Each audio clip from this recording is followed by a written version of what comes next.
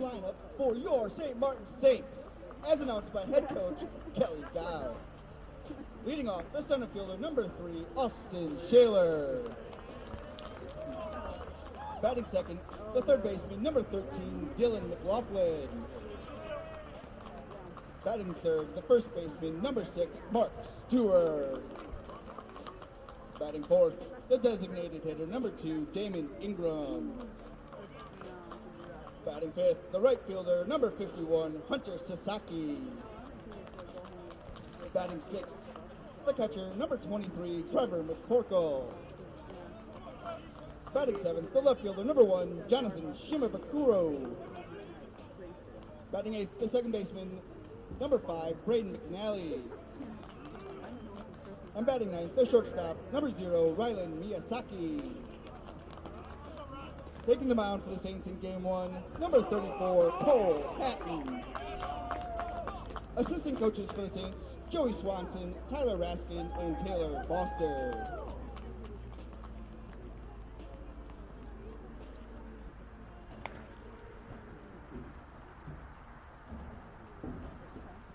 At this time, we ask that you please rise at the table, remove your hats, and join us in honoring America with the playing of the national anthem.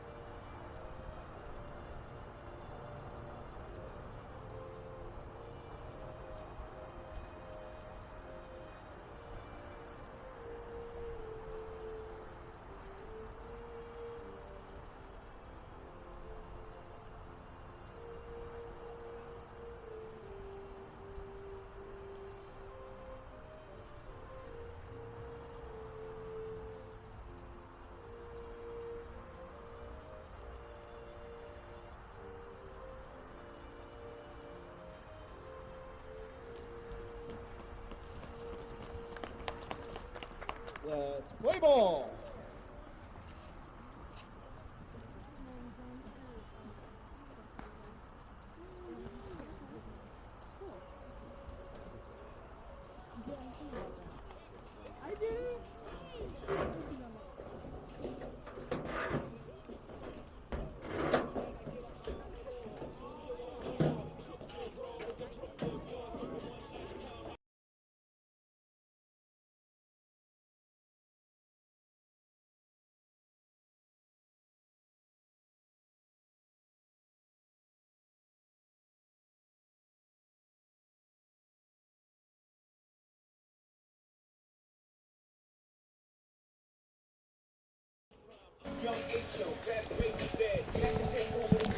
Welcome back, ladies and gentlemen, to Saints Field for a not-so-beautiful day of Saints baseball. Fortunately, we got a little bit of a cloud over us, a little bit of sprinkle. It's been consistent throughout the morning, but nonetheless, we will play ball. Today's matchup featuring the Saints and the visiting Central Washington Wildcats. We'll go ahead and meet the starting lineups. First for the visiting Wildcats, it'll be Manzardo, Varner, Olin, followed by Lead, Sharp, Felton, McCarthy, Love, Madsen, and on the bump for the Wildcats will be Brady. And the starting lineup for your St. Martin Saints will be Shaler, McLaughlin, Stewart, followed by Ingram, Sasaki, McCorkle, rounding out with Shimabukuro, McNally, and Miyazaki. And on the bump for your Saints will be number 34, Cole Hatton.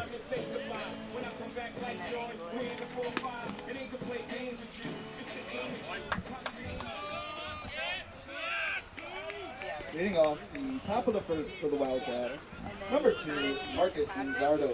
To the plate? To the left, yeah. Left. Yeah.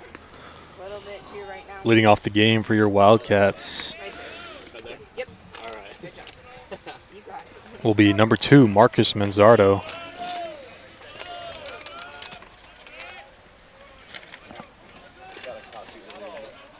Like we talked about, a little bit of sprinkling rain throughout the entirety of this morning, but it's lightened up a little bit, and because of it, we will play ball as Manzardo shows a bunt, pops it up, foul.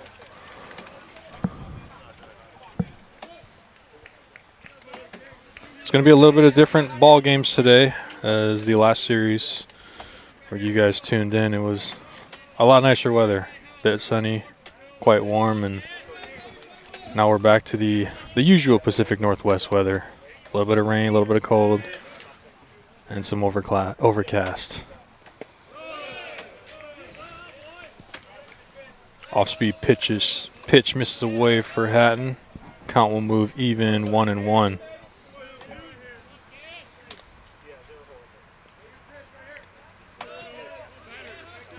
Manzardo, a .350 average hitter up until this point of the season.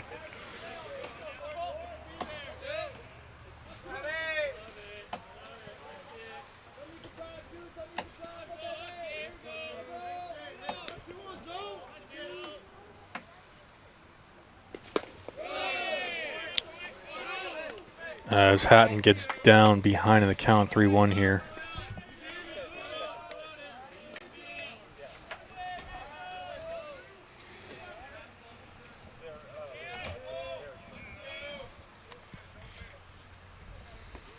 The 3-1 misses high. That'll be a leadoff walk for Manzardo.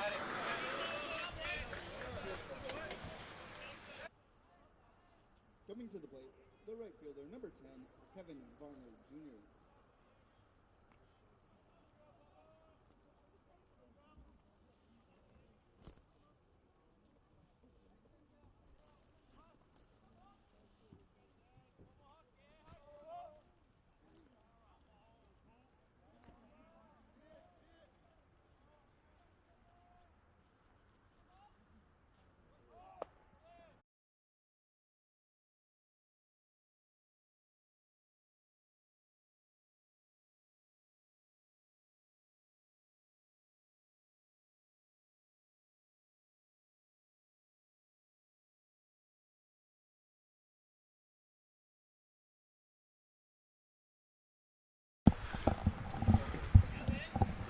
Welcome back, folks. Sorry for the technical difficulties. Stream cut out, and you've missed the first 3 batters of the inning, but leadoff batter Manzardo got on with a walk, and followed by Varner and Olin, both of them striking out swinging.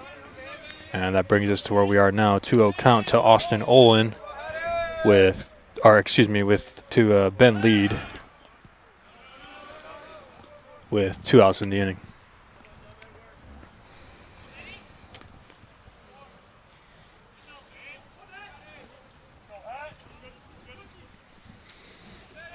Ben Lead batting a whopping .406 on the season. Osh, talk to me a little bit about what that kind of means halfway through the season here. Yeah, .406, 27 games played, 27 games started.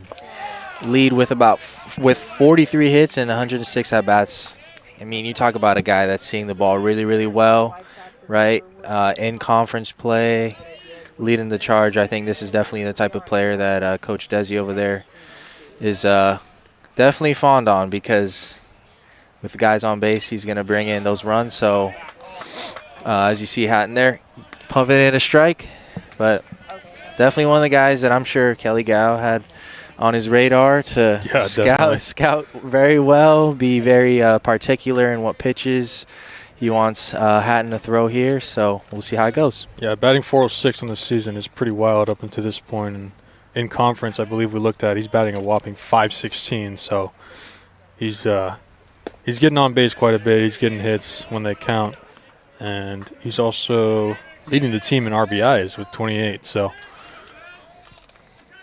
definitely a guy you want up in this situation. Obviously, with Manzardo being on first, we're kind of hoping for Varner or Olin to get him over in some way. But We sit here, full count. Runner will go. Swung on, fouled, back to the backstop, and we will go again.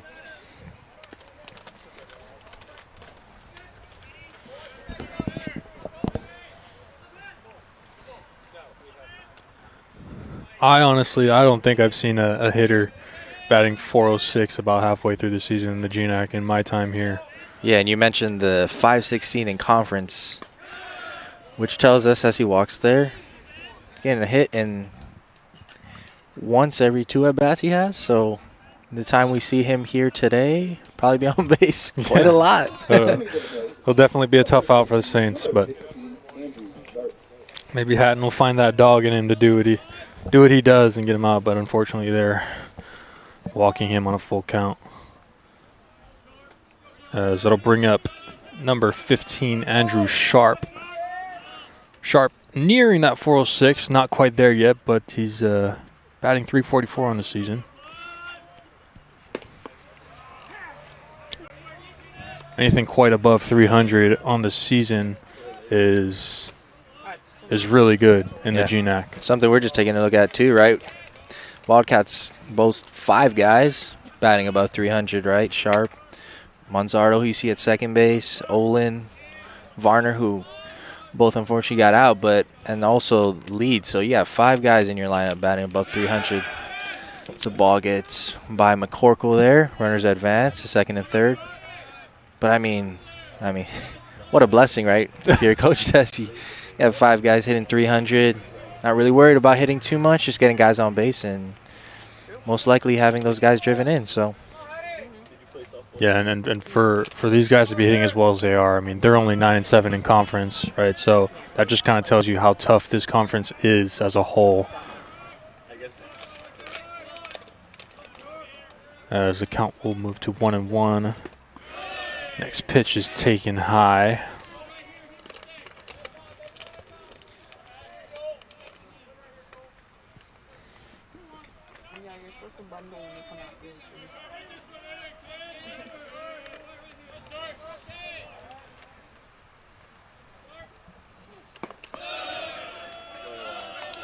Next pitch misses down as Hatton gets behind once again, 3-1.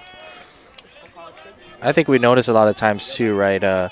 There's guys in conference where they're really strong hitters, and sometimes the team itself kind of lacks depth. But, I mean, for the Wildcats here, I mean, they're hitting 305 as a team on the year, which is really unheard of. That one is pieced up to center field. Ozzy tracking back.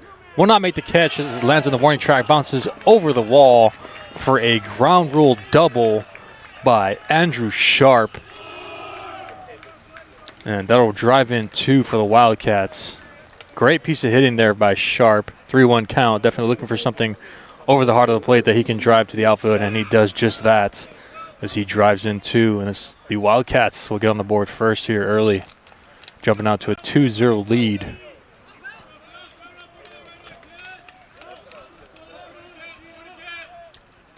Which will bring up another 300 hitter as in number 22, Jake Felton. Felton only got 55 at-bats to this point of the season. He's got 18 hits to go along with 11 RBIs and 4 doubles. So looks like he's definitely a guy that's been stepping up as of late, kind of picking things up a little bit and being plugged in as a daily player for Coach Desi Story.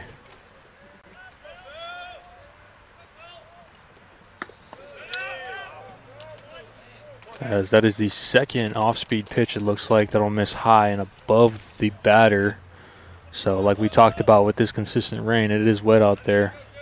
Could be hard for Hatton to kind of grip his off-speed pitches and really locate them. So it's gonna be a duel for both these pitchers. It's gonna be a challenge definitely with the wet balls, but we'll see which pitcher can persevere and grind it out, as the next one will miss high again. And the count will move to 2-1.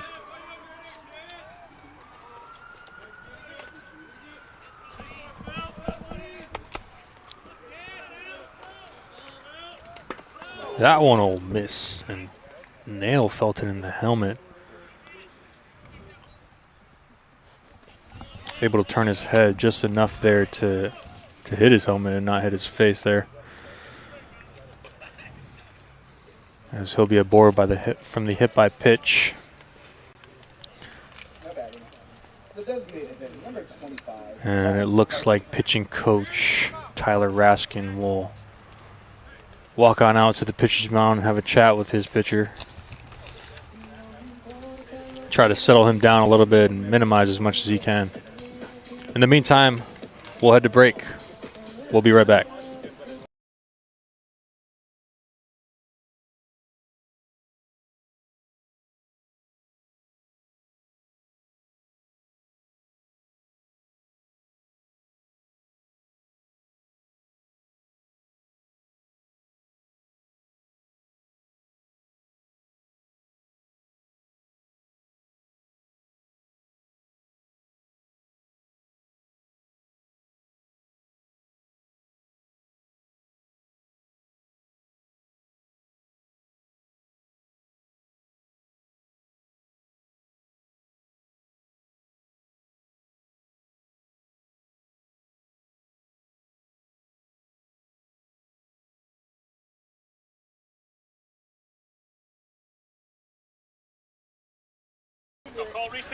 Welcome back, ladies and gentlemen.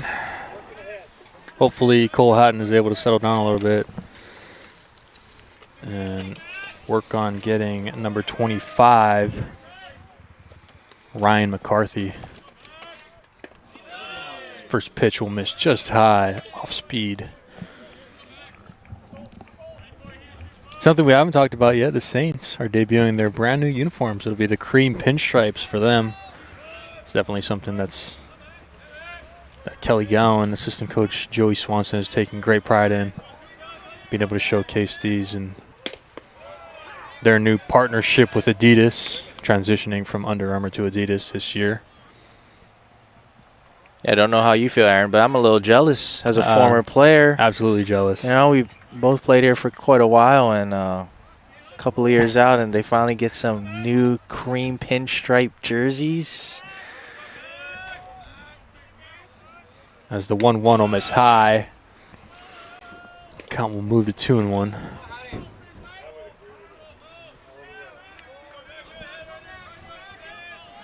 I think you touched on it a little earlier, but not the most ideal day to debut your brand new white jerseys out there. You're going to see a lot of dirt on those jerseys.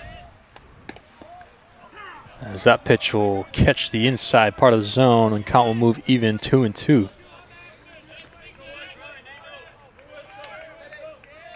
Yeah, I know if I was a player with these jerseys, I'd be trying to preserve them as much as I could, just being how nice they are. But when you're a baseball player, you know they're bound to get dirty. So if they are dirty, that kind of tells you and tells other people that you're out there working hard. So 2-2 swung on, driven to right field. And it'll get down in front of Sasaki. And that will drive in a run. Beautiful piece of hitting there by McCarthy as he's able to drive in another run for the Wildcats. Now batting, the third baseman, number 5, Trenton Love.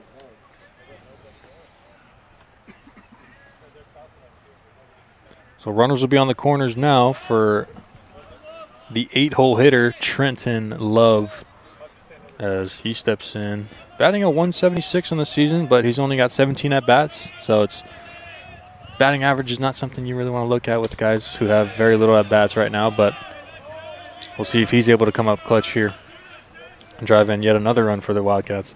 Yeah, and I think here to start the game off, we're getting a little glimpse of why the Wildcats are batting 305 on the year, right, as a team. Just got a bunch of guys here just trying to move the line along, right? Single here, a double earlier, a couple of walks. So, yeah, absolutely. I mean, if they keep this up, we might see the top of the lineup again in the top of the first inning. So, yeah, it's not ideal for the Saints, but doing what they can to try and keep this from getting out of hand early. As the off speed will just miss the inside edge. Count will move to 2-1.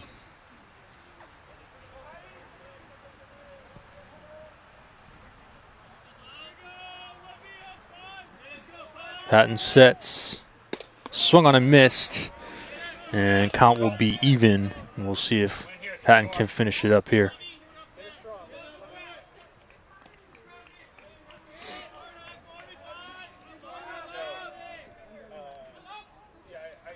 Rain has died down just about to about nothing. As runner goes, swung on and missed by Love, and he'll go down swinging. As the Wildcats will put up 3 runs on 2 hits, no errors, and 2 runners left on. We'll head to the bottom of the first. Wildcats lead this one 3-0. When the Saints hit a double today, for the first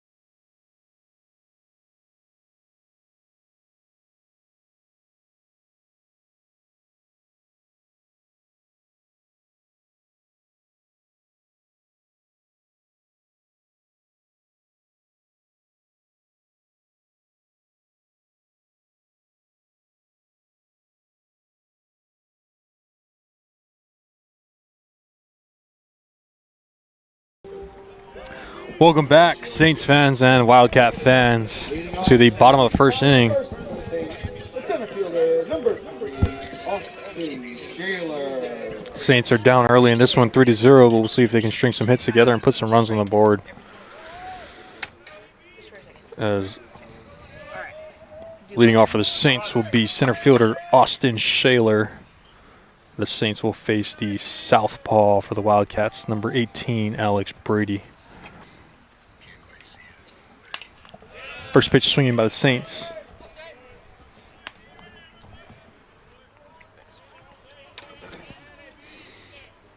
Shaler will go down early, 0-1. On deck for the Saints will be third baseman McLaughlin, and the hole will be the first baseman Stewart.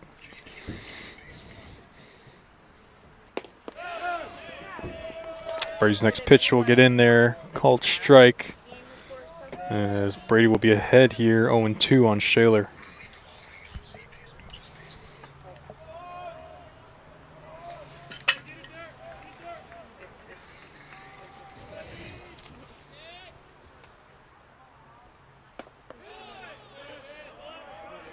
Good pitch on the outside. Just missed the zone, trying to get Shaler to chase there potentially, but he'll take that one for a ball. Brady sets the 1-2.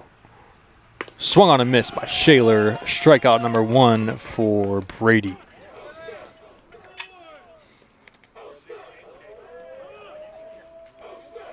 Coming to the plate, the Saints third baseman, number 13, Dylan. Alex Brady comes into this one making 8 appearances, boasting an ERA of 4.79. He's got a current win-loss record of 1-2. He's got 41 innings pitched, giving up 48 hits, 33 runs, 22 of those are earned, and striking out 38. The second most strikeouts on the team by a pitcher. As stepping into the box now will be third baseman Dylan McLaughlin.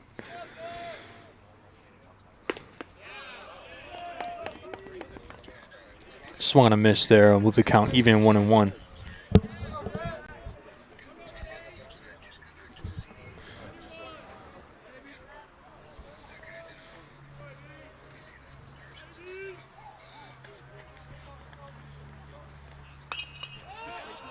was popped up, making its way out of play, and it will just behind the Wildcat dugout as McLaughlin will go down 1-2. McLaughlin leading the Saints with a .333 batting average in 93 at-bats. He's got 31 hits, 10 doubles, 1 triple, 1 home run, and 18 RBIs. Typically, the guy in the 2-hole or the 1-hole is kind of your on-base machine for your team. As Shaler's on-base percentage is .403, and closely followed by the batter currently, Dylan McLaughlin. The 2-2s high, misses. The count will move full.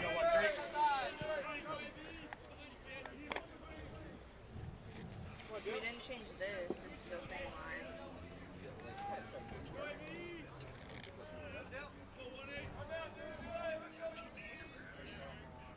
The payoff pitch taken down. That'll be called a ball, and McLaughlin will be the first runner aboard for the Saints, drawing the walk. Now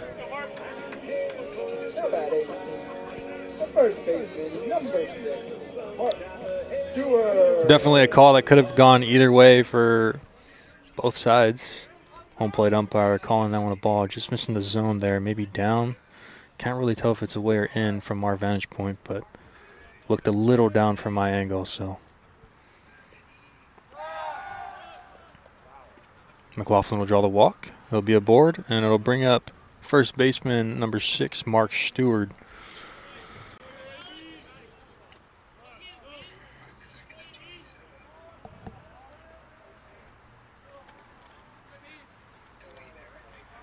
First pitch by Brady to Stewart is taken Like this. for a strike.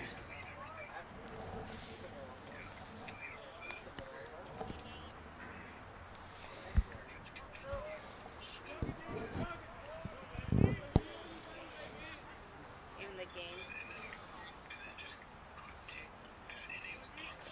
Long hold by Brady as a pitch will come in and miss down for a ball.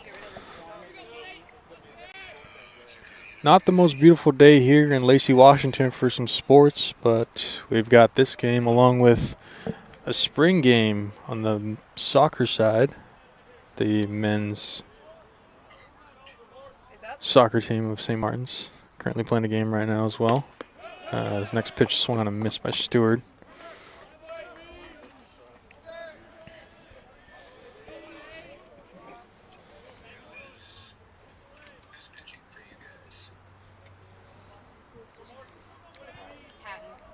Brady sets the 1-2 pitch. This is down there to Stewart. Count will move even. Stewart trying to grind out this at bat.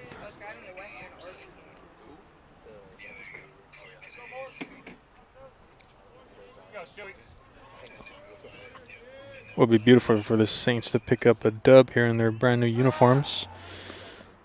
Like Osh touched on a little bit earlier, not the best weather for it. Not the best weather to debut some cream uniforms. Not necessarily all white, but it's pretty close to it. Cream pinstripes. As the 2-2 pitch will miss high, count will move full on Stewart.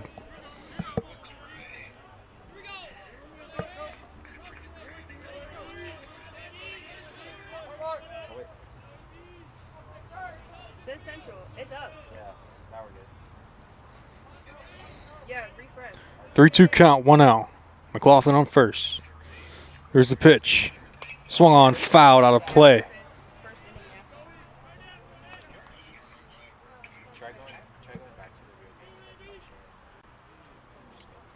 He's gonna try putting in something to see if it updates. And we'll go again. Stewart in a full count here. Runner on first.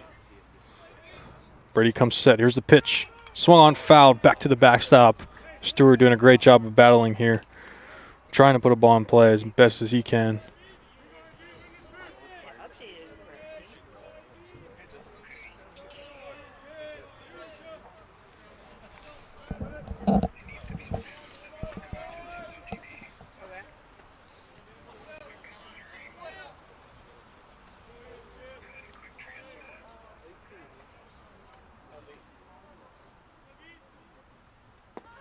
That one's going to hit Stewart on the foot as he'll get a board via the hit by pitch. So regardless of if Mark was able to get out of the way of that one, he would have taken it for a ball and he would have got on. But the hit by pitch will put him on, and it'll bring up Damon Ingram, who's doing the DH duties today for the Saints. Lefty versus lefty matchup here. As Ingram steps in. First pitch swinging, fouls it. Chopper down the right side to the end of the Wildcats dugout.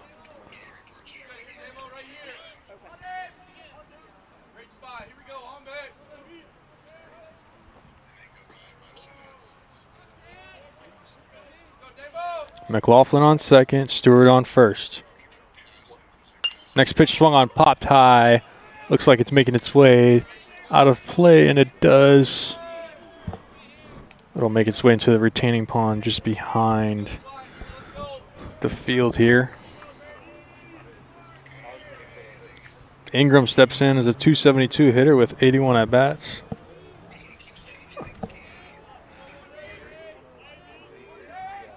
With 22 hits, 3 doubles, 1 triple, and 2 home runs. 12 RBIs for the Saints. As the check swing there, and Ingram will not go on the dirt ball, the off speed in the dirt. Count will move to 1-2.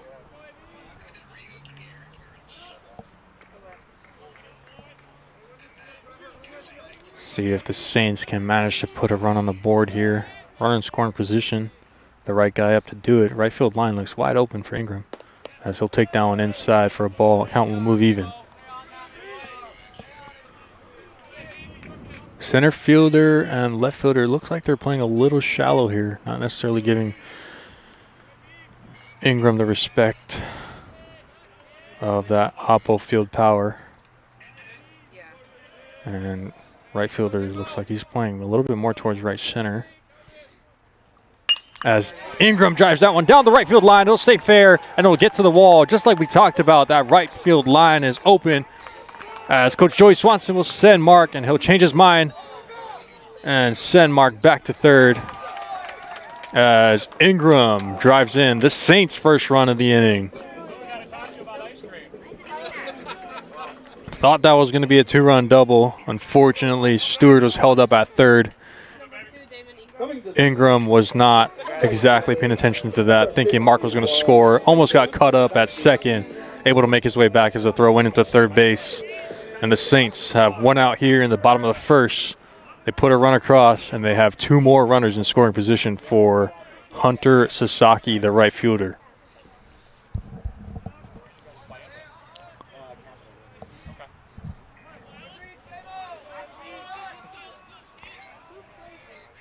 Sasaki, like we saw last week, and loves to swing at that first pitch, and he was hitting him consistently in that 6-hole. As he is swinging first pitch, it'll be right to the third baseman, and they've got Mark in a pickle down the third base line, and catcher Olin will put the tag on Stewart, and that'll be the second out of the inning. Definitely an unfortunate situation for the Saints there. Hard hit ground ball right to the third baseman. Not much you can do there as a runner at third. Beautiful play by the third baseman to eat that up and go after Stewart instead of getting that out at first, as definitely want to get the lead runner as much as you can, and that they did. And that'll bring up the catcher in Trevor McCorkle.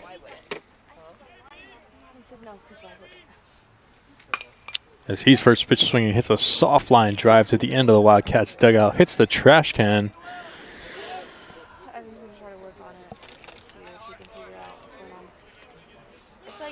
As he'll go down early, 0-1. We'll see if McCorkle can push another run across. Damon's got a little bit more wheels on second base. Base hit in the outfield, should be able to score him.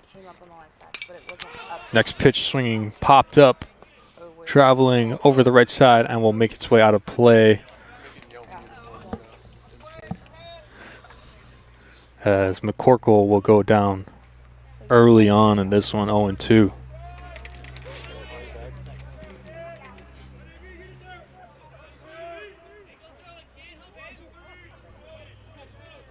Brady sets the 0-2 pitch. That'll hit McCorkle, and he'll get on via the hit by pitch. That is absolutely something you'd love to see if you're the Saints. Down 0-2 early on in the count, and you get hit by a pitch, you get a free bag. You will take it if you're the Saints, and that'll load them up for number 1, the left fielder, Johnny Shimabukuro.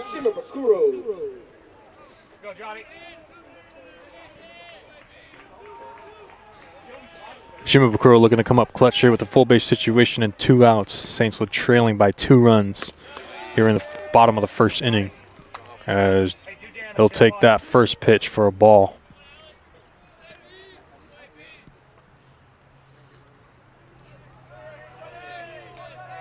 Doesn't necessarily look like Brady has some stuff to kind of swing and miss. He looks like he's more of a strike, or he's way out of the zone. So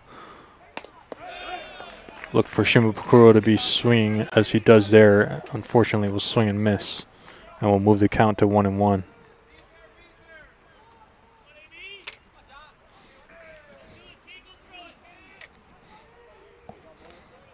Ingram on third, Sasaki on second, McCorkle on first. The 1-1. Swung on, hit foul, out of play, as the count will move to 1-2.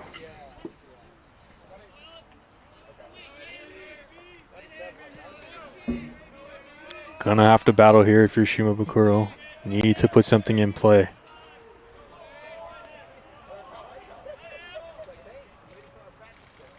Pitch is swung on, driven to shortstop, and he'll snag it and make the catch at his shoes, as the Saints will put up 1 run on 1 hit, no errors, and leave 3 runners left on. We'll head to the top of the second. Saints trailing this one 3-1.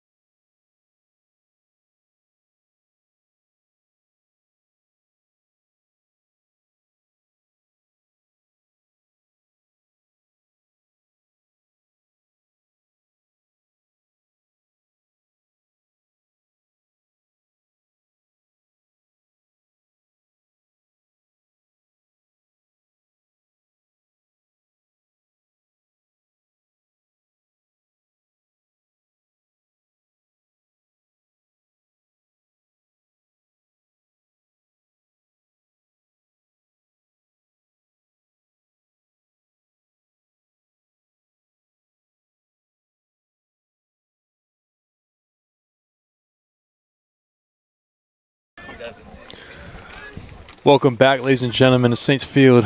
Rain's coming down a little bit harder now here in the top of the second inning, as leading off for the Wildcats will be 9-hole hitter number 14. That'll be Jake Madsen, as Hatton's able to get a hit early on him. 0-2 now. Good back-to-back sliders there. Fans, if you're listening, we've got a guest here on the broadcast, former alum of St. Martin's baseball, currently the new Yelm High School head coach, Dakota Hill. Dakota, how are we doing today? Doing good. Doing good. A little cold, but it's a great day for baseball. Always is. Always a great day for baseball. At least it's not pouring. At least it isn't pouring. Amen. It's consistent rain, but it's playable. Yeah. Hopefully I didn't jinx it there, but dirt ball off speed on the dirt will miss. Count will move even 2-2.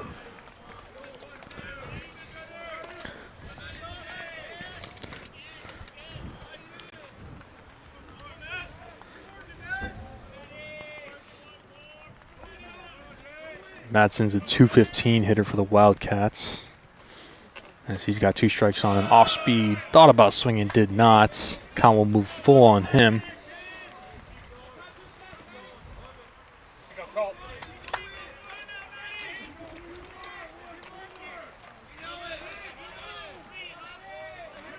Hatton sets the 3-2. Fastball down in the dirt, and a leadoff walk by Madsen will bring up the top of the lineup in Marcus Manzardo. Well, Dak, talk to me a little bit about, your playing career here. We've obviously played together. Mm-hmm. How often were we in weather like this? Oh, all the time. There's always just the worst message to get. On the sponges, got to get it dry out at 8 a.m. A little small ball from the Wildcats here. Good work by drops a bunt down there to third base. McLaughlin fields it cleanly. Makes a throw on a first to record the first out as a successful sacrifice bunt there by leadoff hitter Marcus Manzardo. It's smart by the Wildcats. See if they get anything in the... Yeah, definitely smart. Coach Desi Story is definitely known for playing the game the right way, playing small ball, getting guys over when you can. In the rain. In scoring position. Yeah, absolutely. Anything can happen there. It could be an error by the first baseman, but smart on Desi to move the runner over, put him in scoring position for Kevin Varner Jr. Pickoff attempt. Ooh. Nobody covering, unfortunately, as Madsen potentially could have been picked off there. Yeah, going back to the playing career, some of the best times of my life out here at St. Martin's. Absolutely. It's hitter-friendly ballpark, definitely. Mm-hmm. So, not very much leaving the yard. Yeah, not definitely not, especially here. When it comes to gaps, though, lots of rooms to find some green. To those 385s, you're pulling a potentially a triple out of it. Mm-hmm. Depends. Not with my, I don't know about wheels, you. You hit the ball pretty hard though, so the ball gets out there pretty quickly. And as Varner Jr. is down 0-2 here. See if Hatton can put him away.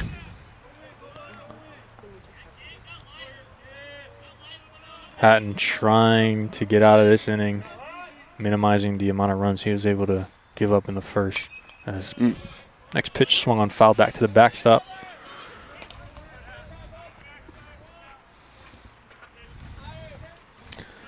I don't know if you've pitched a lot. I know you pitched a lot in high school, kind of growing up a little bit, but I don't know if you've pitched here when it was raining. But kind of talk to me about how tough it is to locate as a pitcher when you've got conditions like this. It's really tough. It was something that you kind of had to get used to. You have to really feel pulling down on the ball, especially on a fastball. I actually loved pitching in the rain. We would go out and play at the rack and just downpours. And I would love to pitch in those. And that's when I had the long hair and it looked cool. Ooh. Next pitch from Hatton misses and move the count even 2-2. Yeah, for me, it's a little bit different growing up in Hawaii. Mm-hmm. You don't necessarily get as much rain as we do here. It's obviously not cold, but I never did pitch in the rain out here. But I know playing first base, kind of getting a grip on the ball is a little tough when it's wet. So definitely. As you can see there, a pickoff attempt, even a light throw, almost gets by Miyazaki.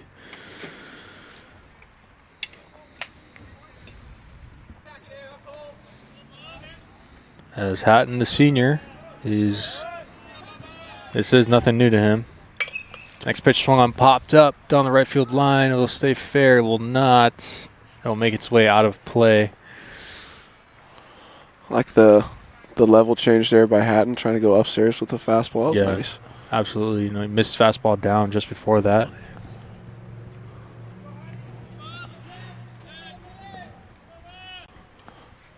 Count remains 2-2.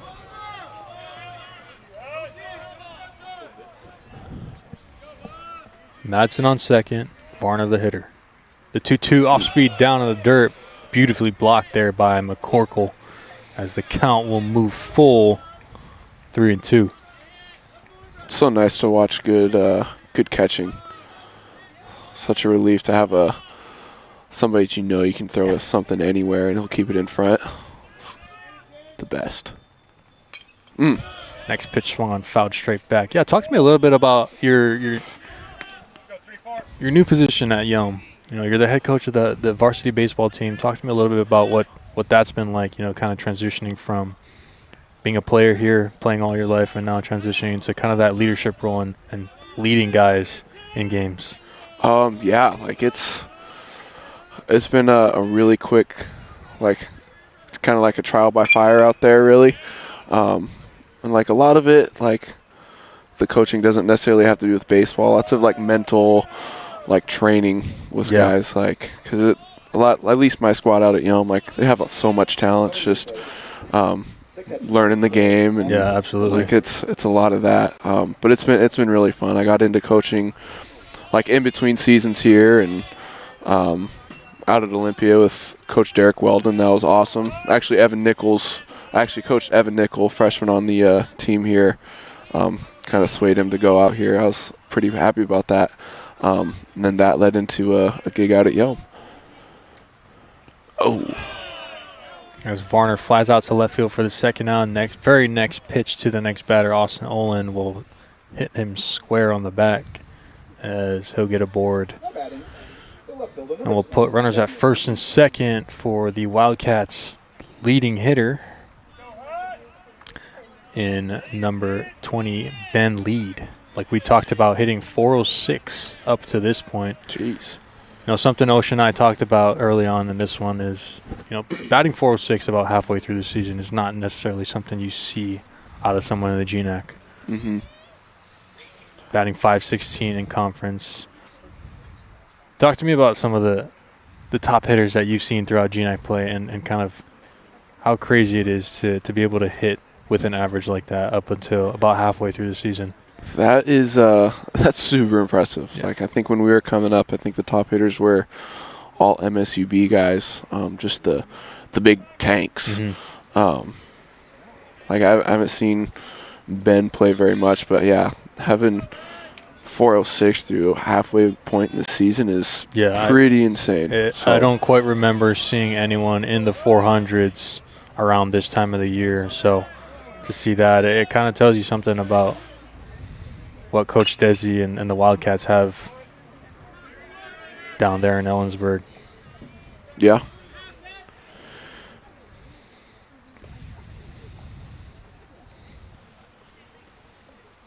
Now, Aaron, going back to the uniforms, are you a high pants guy or a low pants guy? I'm definitely a low pants guy. Okay. I mean, I'm not. I don't know. It was something that I feel like I can definitely do either, but I've played a lot more games in low pants, so I just feel like that's where I was most comfortable. As Lee takes a hack at that one, will foul tip right into McCorkle's glove and put him behind in the count 0-2. But yeah, back to your point, just I'm so used to him being so comfortable playing pants down. It's just something that I felt, why change? I don't want to feel uncomfortable in the game and kind of, one inning you see my pants up and the next you see my pants down. So I went a lot based off of the look good, feel good, play good. I felt like low pants looked good and I felt good doing it. So. It's funny you mentioned the look good, feel good. I always felt faster in high pants. I don't think that was like a real thing. Yeah, I definitely felt that way too in practices sometimes, wearing high pants, trying it out. Felt like I was a little bit lighter on my feet. As the 1-2 is driven high, deep to right center field. Sasaki will get back there and camp under that one and record the third out of the inning. Good recovery from Hatton there. Great recovery by Hatton there. Giving up 3 runs in the first and being able to put up a donut in the second. As the Wildcats put up 0 runs on no hits, no errors, and 2 left on base. We'll head to the bottom of the second. Saints due up.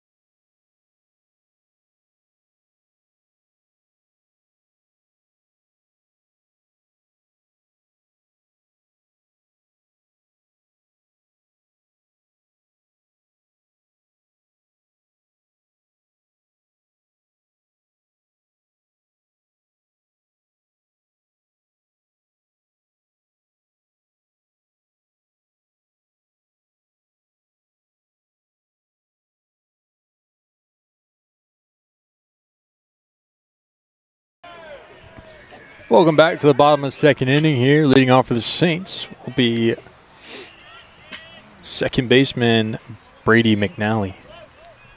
On deck will be Riley Miyazaki, and in the hole will be the top of the lineup in Austin Shaler. So Brady McNally with the high pants, both the socks rather than the stirrups. Yeah, definitely a look. Mm-hmm. I don't know if they were able to acquire some stirrups or not, but I kind of dig it. Mm-hmm. As the 0-1 pitch is fouled back to the backstop, we'll put McNally behind 0-2.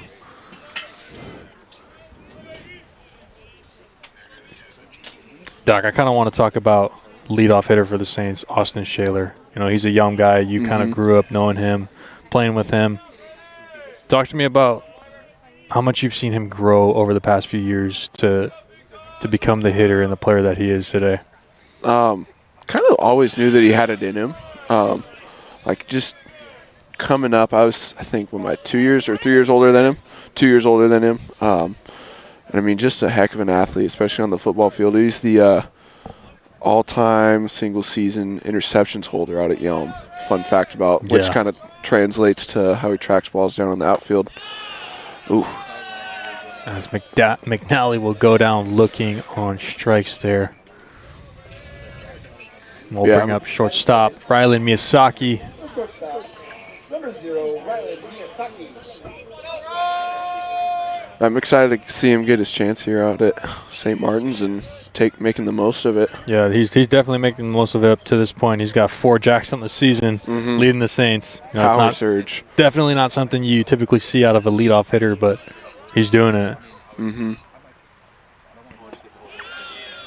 First pitch off speed will get in there, called strike. Another thing about Shaler is he's just a good person, too. Yeah. Somebody that you want. Great guy. Great guy to be around off the field.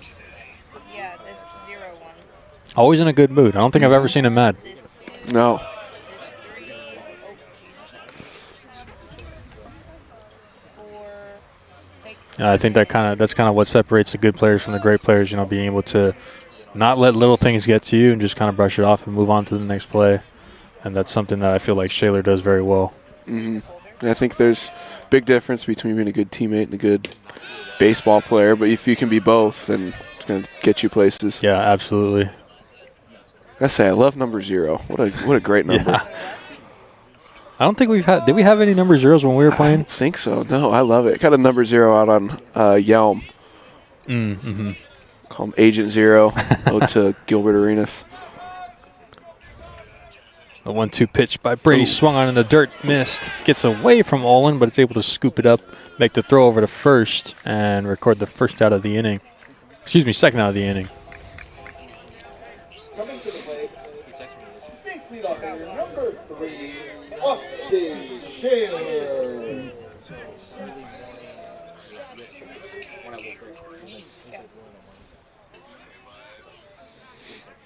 So Brady's got 2 outs in the inning via 2 strikeouts. And they'll roll the Saints lineup over to the top, and Austin Shaler, who we were just talking about, as he'll take the first pitch high for a ball. It's a good take there from Shaler. Yeah, great take, exceptional. That's what you want out of your leadoff hitter, right? You want a guy that can be able to work counts and get deep into counts, kind of see pitches, get that pitch count up for the pitcher, and ultimately grind things out.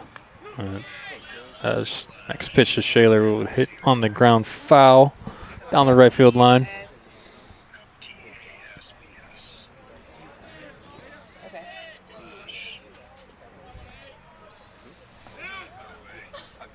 I don't want to jinx anything, but the rain's starting to let up a little bit. Ooh. Yeah, it is letting up a little bit, and hopefully it goes away as a whole. I mean, We're clear. kind of going back to when we were playing and dealing with this, I remember there were times where we were halt the game, pull the tarp on, come back out, pull the tarp off, play, put the tarp back on. Yeah. It's kind of just cycle as Shaler will go down looking on strikes. And as Brady strikes out the side, Saints get no hits, no runs on no errors, and no runners left on. We'll head to the top of the third. Saints trailing this one still 3-1.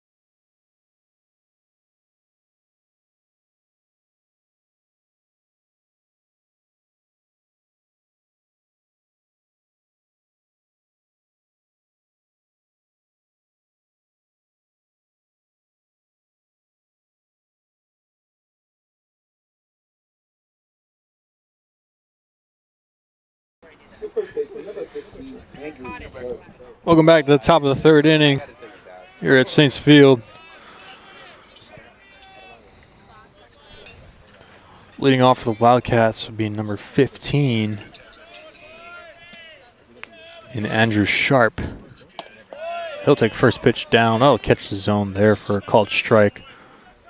That pitch a little bit earlier in the game was called a ball, but is now converted into a strike. So we'll see what kind of zone the home plate umpire decides to have in this inning. Next pitch looks like a changeup, misses down in the dirt.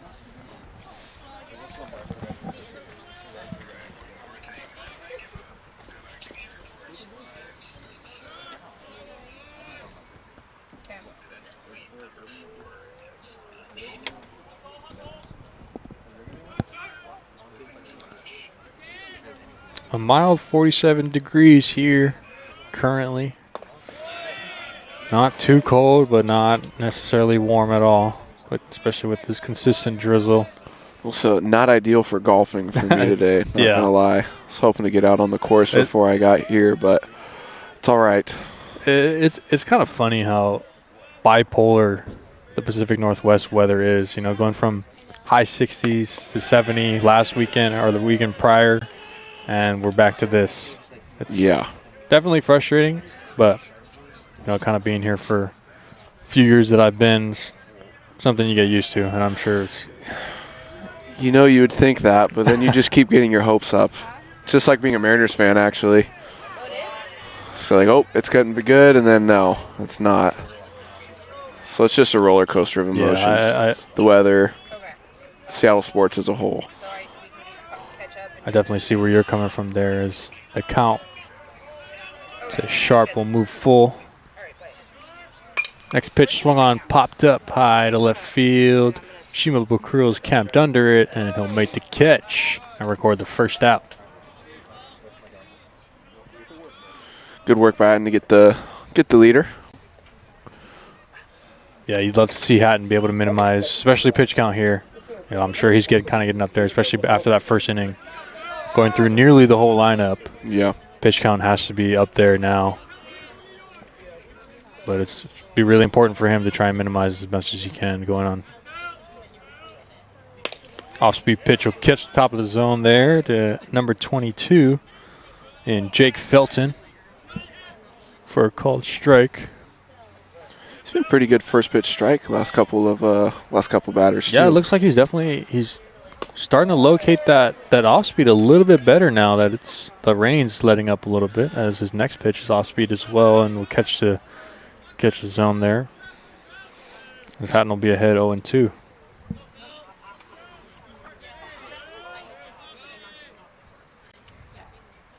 Next pitch is swung on.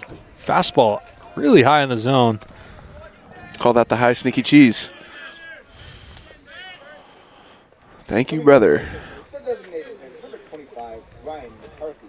As Felton will go down swinging for the second out of the inning. It'll bring up Ryan McCarthy, the 7-hole hitter for the Wildcats.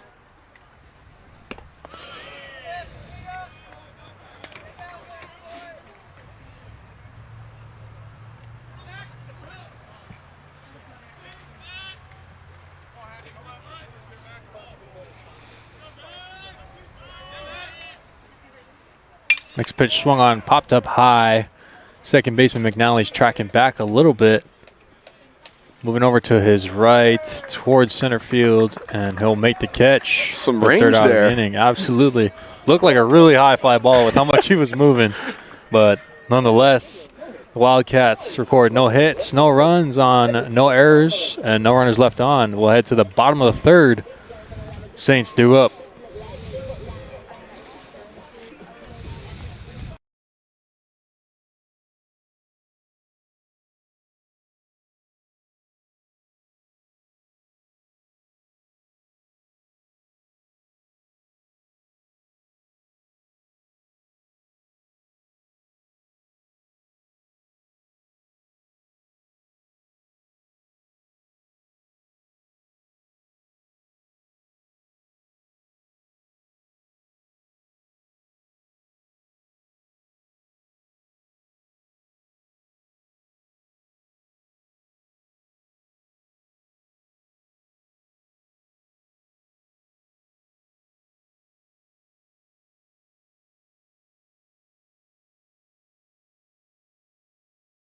What?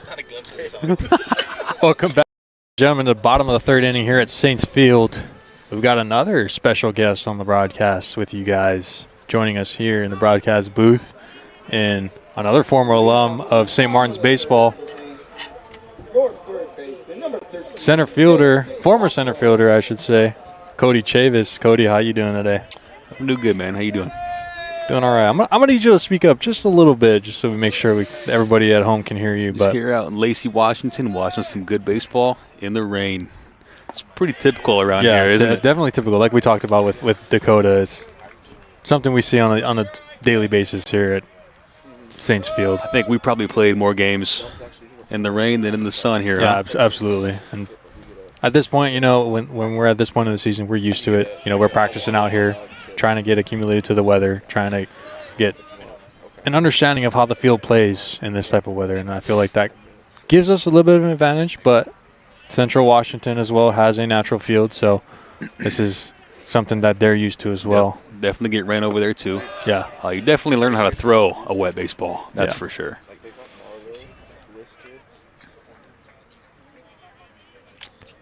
As McLaughlin is your leadoff batter for the Saints this inning. He's ahead in the count here, 2-1.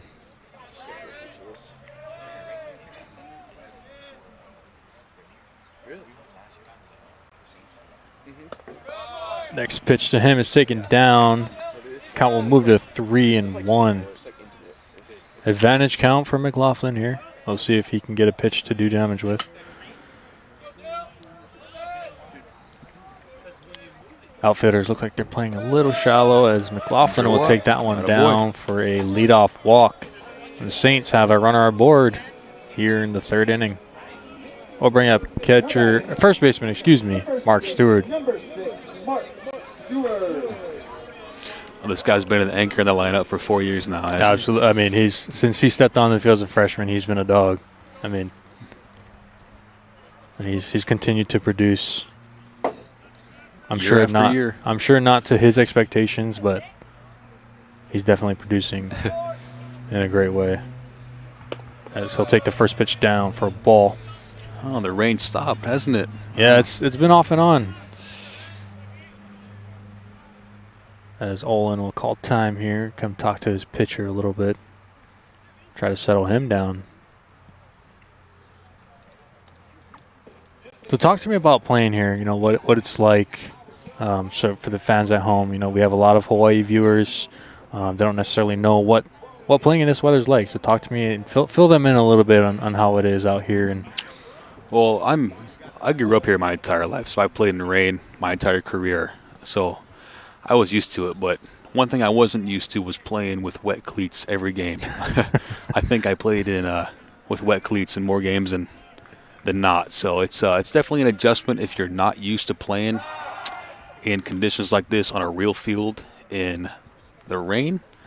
I don't know how it's like in Hawaii. I know it's warm, but I'd imagine you guys don't get as much rain. Yeah, we don't get nearly as much rain. So it's an adjustment for sure, but it's just something you got to get used to if you're going to play here on the west side of Washington. Yeah, it's something about Saints Field is the drainage in the outfield isn't the greatest, and unfortunately, a lot of puddles out there. I remember, kind of watching you run around out there, and you're just splashing water all over the place. Oh, yeah. You come in soaked, making a diving catch. Oh yeah, it's like you just dove through a slip and slide. Just having fun out there. But as Stewart drives that one to right field, will it stay fair? Will it get down? As Stewart is making his way to second base, he's going to try and get a double out of that one. He'll dive in there safely. Stewart. It's a double down the right field line. Hustling it out and stretching that. Turning a single into a double. And the Saints are in business here in the bottom of the third. Runners on second and third. And will bring up the DH and Damon Ingram. Coming to the plate, the Saints designated hitter, number 2, Damon Ingram. Saints have 2 hits on the day, both of them being doubles. And the first hit of the day coming from this man, Damon Ingram. We'll see if he can do it again and score 2 this time.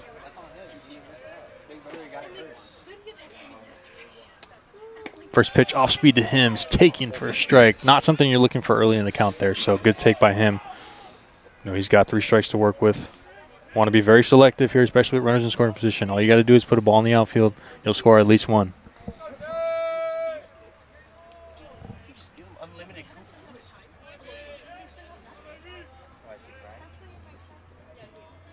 Brady sets. Here's the pitch. Off speed once again. We'll miss high.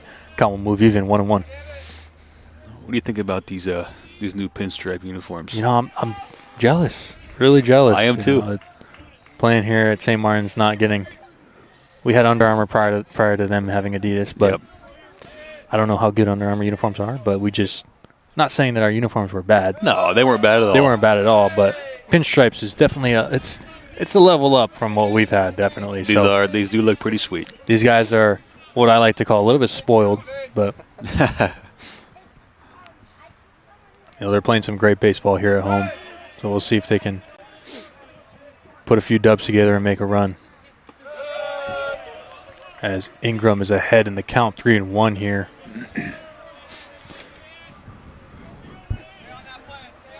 You've got a base open if you're Brady. You don't necessarily want to give Ingram something to hit here and have him drive in 2 runs. So do you challenge him here, or do you just try to get him to swing and miss? As Ingram does swing and miss there, and count will move full. As Brady does indeed challenge him.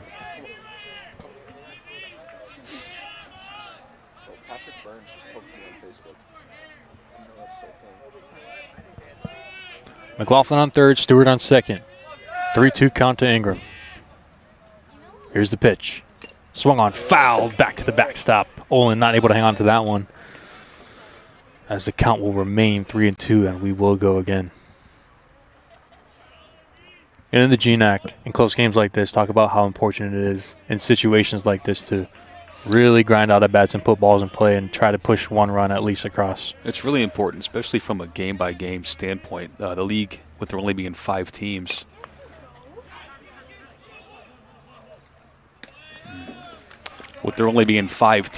a lot of times the race is super tight, usually pretty close. With conferences with more teams, there's a couple of teams at the bottom that there's more separation there. But like I said, in a league with 5 teams, the race is usually pretty close all year, all the way up until the end. So. And losing Concordia a few years ago, it only allows for 3 teams to make the GNAC playoffs now. Exactly. So makes it even tougher, It's tight. If you're at one of those bottom teams. So you really got to cash in, really be able to string things together and get some runs across the board so that you can get some dubs and make it to that GNAC playoffs.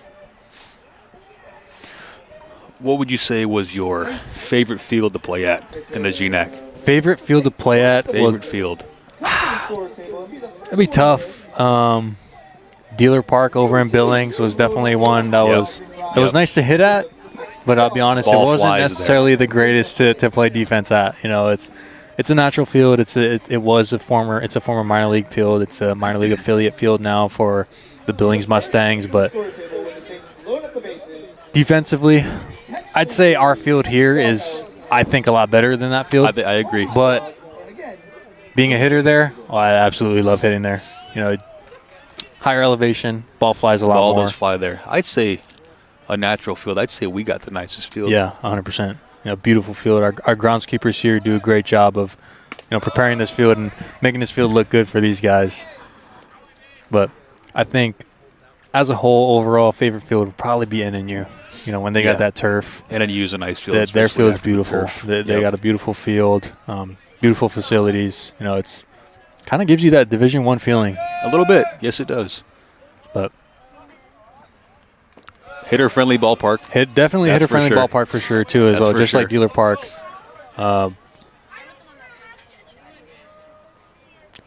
Sasaki steps in and is early ahead. Is ahead early here, 2-0, but kind of touching back on NNU's field. I remember my first home run of my college career was there. Sasaki will pop that one up to the shortstop. Camped under it, records the out, and brings in Trevor McCorkle with 2 outs here, runner on second and third. The catcher, number 23, Trevor McCorkle.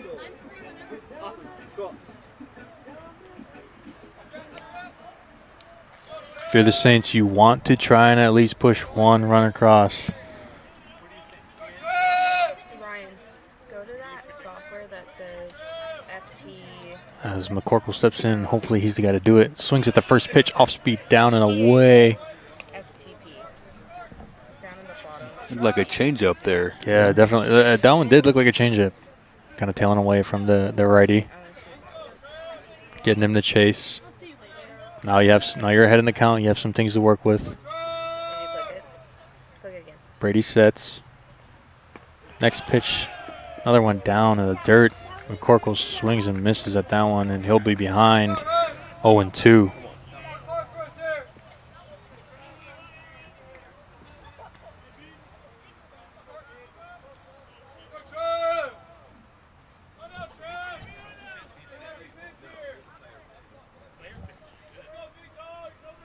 The 0-2 pitch.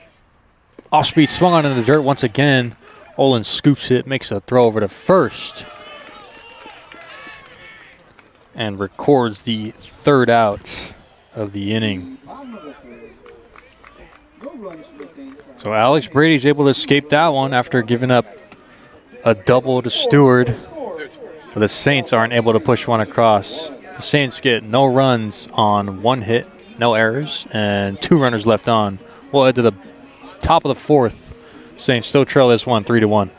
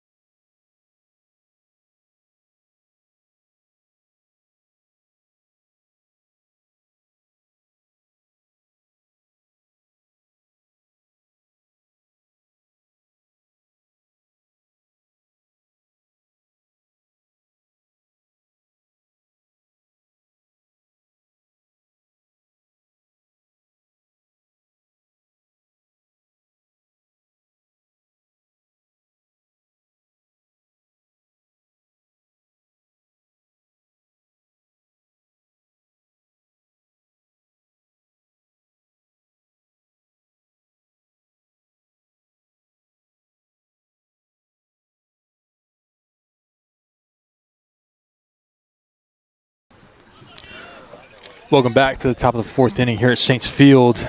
Leading off for the Wildcats will be number 5 in Trenton Love. First pitch off speed gets away from Hatton, and it'll hit Love on the back of the helmet. That is the 2nd hit by pitch on the head of a Wildcats hitter. Do want to give a shout out to Cole Hatton here. I believe he does hold the record for most hit by pitches in St. Martin's history. It's not a stat that you want to be proud of, but you're in the history books, so it is what it is. Something you kind of have to own up to, but something to laugh about, you know, if you're his teammates and if you're former players who've played with him, but don't want it to happen. As that'll bring up the 9-hole hitter and number 14, Jake Madsen.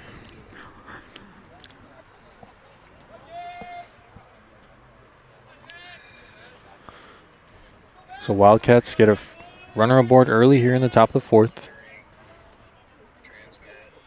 Madsen shows the bunt. Pokes at that one, does not make contact to get in play, and will result in a strike. 1-2 count here on Madsen. See if he still decides to show bunt here.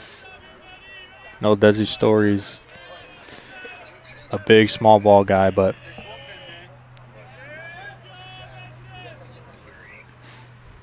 off-speed swung on the ground. Just third baseman McLaughlin bobbles it. Makes the throw to first, and Madsen. Get back to the topic of most hit by pitches, right? In the history of the school. I just had a former player actually text me, and he wanted me to give a shout out on here about he has the most hit by pitches in a game. That is Brock Ralstad. So shout out Brock Ralstad for most hit by pitches in a game. Big shout out to the southpaw Brock Ralstad. Crazy stat to have. As run will be on first and second for the Wildcats. Next hitter in Marcus Manzardo, top of the lineup.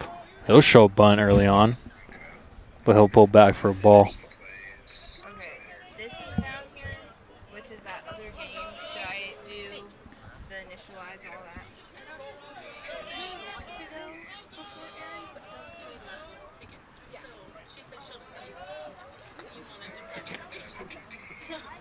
So I need to initialize. Patton sets. Manzardo shows the bunt, drops one down beautifully right in front of the catcher. McCorkle fields it, makes the throw over to first to record the out. Successful sacrifice bunt by Marcus Manzardo, as he'll move runners over to second and third, put him in scoring position for Kevin Varner Jr.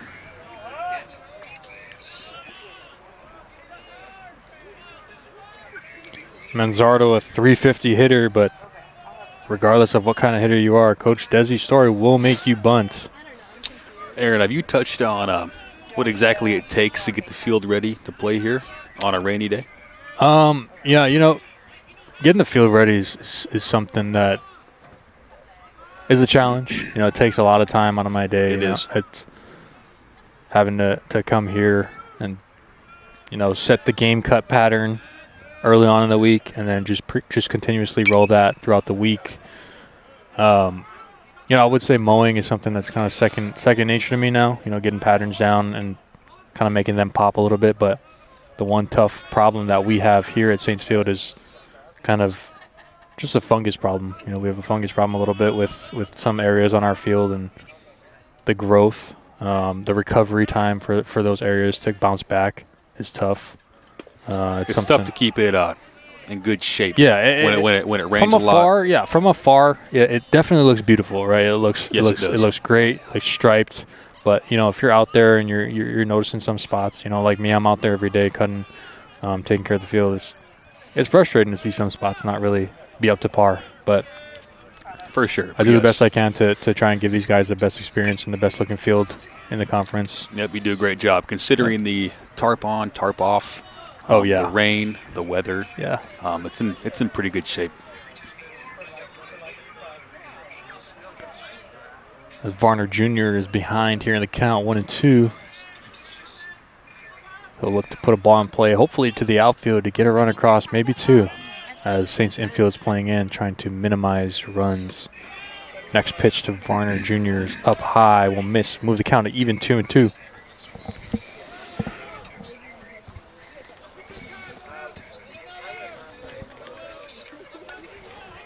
Like in the middle of the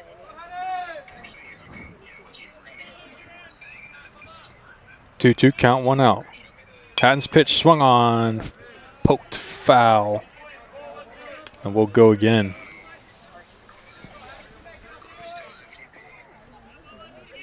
A great battle by Varner Jr. to try to make something out of nothing. 2-2 count, you got to battle if you're the hitter here, especially with running second and third after a successful sacrifice bunt. 2-2, off speed, misses away to Varner Jr. Count will move now to full.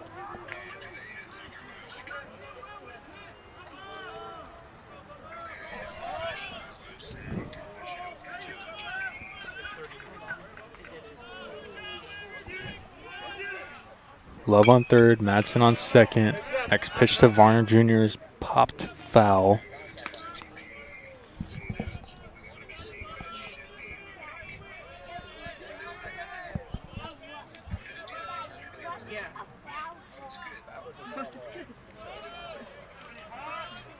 So we'll go again. 3-2 count. 2 runners in scoring position for the Wildcats.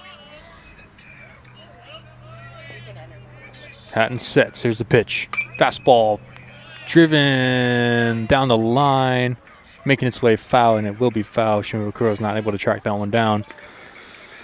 Has a great at bat here by Varner Jr.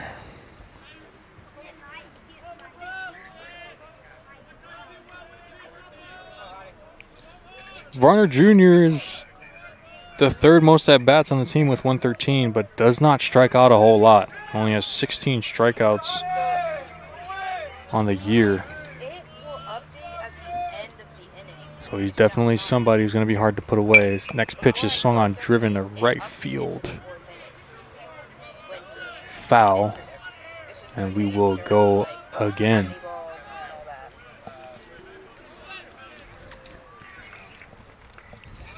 Varner Jr. battling it out here. Currently at a 10 pitch at bat. He will not go away easily. As Hatton sets. The 3-2 to Varner. Swung on, popped high on the right side of the infield. First baseman Stewart calls off his pitcher Hatton there and makes the catch. Something we didn't touch on. Hatton, high school, shortstop. Right? That's true. Shortstop That's and a pitcher. Right. Yes, So, Cole Hatton, the shortstop back in high has a school. little bit of instinct to try and call that one and catch that one, but, you know, you've got infielders behind you. You got to trust the guys that are behind you Exactly. to make the catch. Obviously, you know, being a PO since being here at St. Martin's, might not necessarily have the best read on pop flies anymore, but smart by him to let Stewart take that one. As Stewart does catch a lot of fly balls, you know, as a catcher as well. As next Wildcat hitter will be number 12, Austin Olin.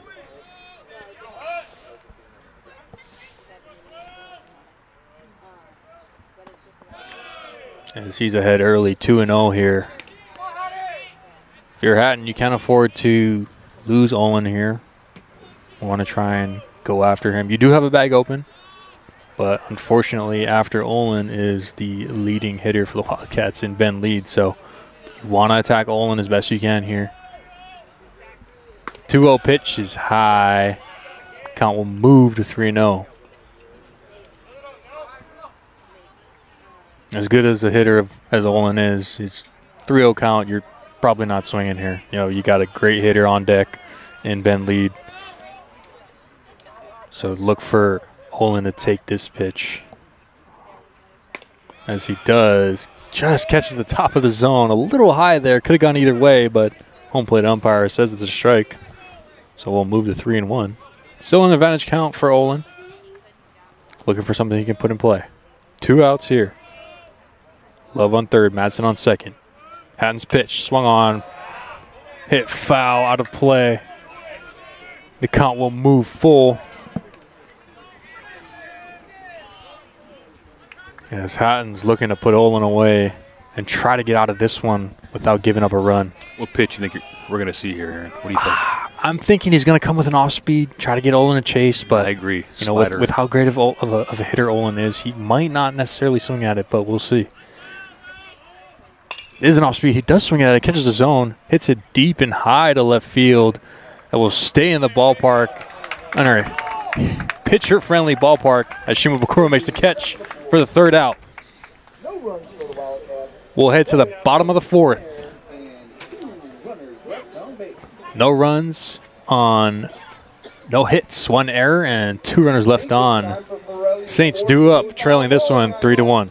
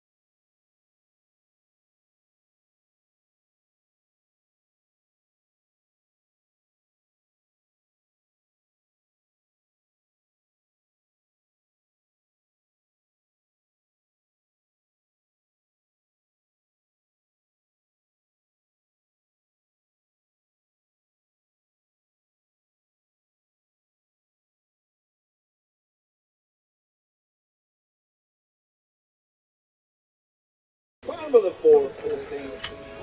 We're back in the bottom of the fourth inning here at Saints Field. A wet one, a cold one, not ideal weather, but both teams are sticking through it. As the Saints trail this one to the Wildcats, 3-1. Leading off the bottom of the fourth for your Saints will be left fielder number 1, Johnny Shimabukuro.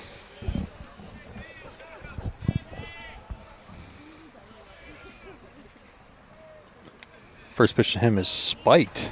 Doesn't even reach the dirt. Could be the wet ball getting to him a little bit, but nonetheless, count is 1-0.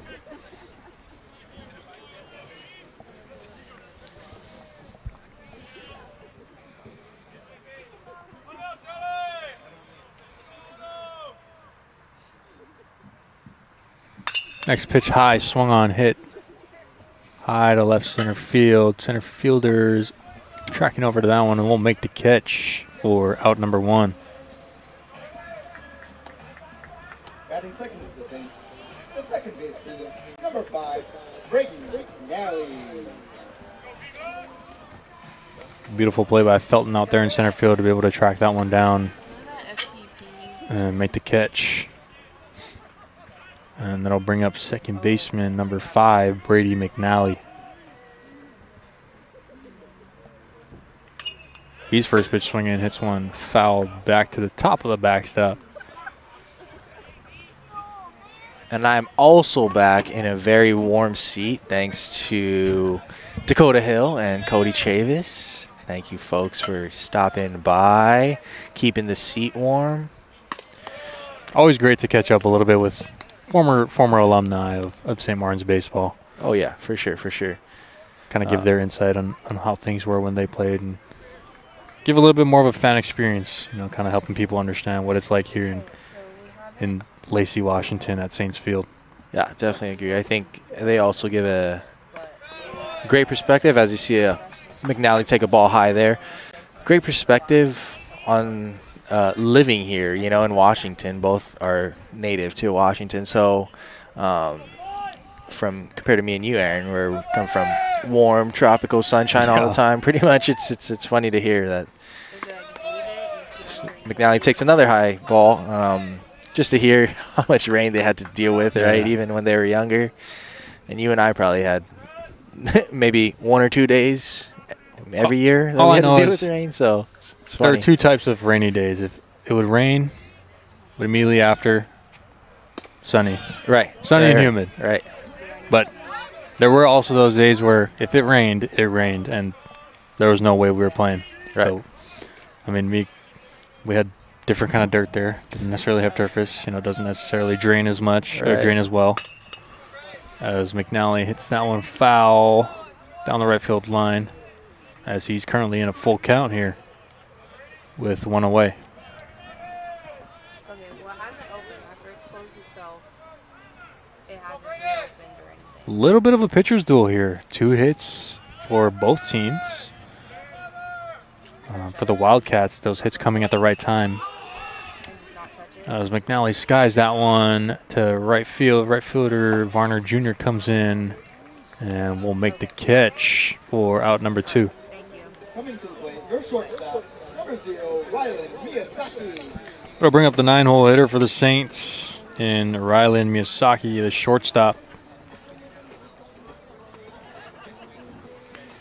Yeah, and I think, after you just mentioned little pitcher's duel, I think after the first inning for each pitcher, right, they kind of ran into some trouble early on, and then after that, these last couple of 3 innings, they strand a couple of guys on, both Hatton and Brady. So, yeah, I'd say turns out to be a pretty good pitcher's duel. After that first inning, we thought, each team was going to put up about 8 runs each. Yeah, But it's definitely good to see that these pitchers, even though early on in the inning, they're giving up a few hits or giving up a hit, getting guys on with errors, whatnot, but able to battle back and kind of leave those guys stranded like you touched on. So, yeah, for sure. And, we can't speak to this because we weren't pitchers at the collegiate level, but I think we often notice that the first inning is often the hardest to get through, right? I think it's like finding that comfort zone of like what pitches are working that day. I think even as like a visiting pitcher, I would assume, right? It's not a mound you're familiar with. So I think finding that point of throwing essentially of like what's working here, what's working there. And I think it's evident that we're seeing that here is both Hatton and Brady have kind of settled in, gone to the off speed a whole lot. So, yeah. As Miyazaki's ahead early 2-0. Next pitch he will take for a strike.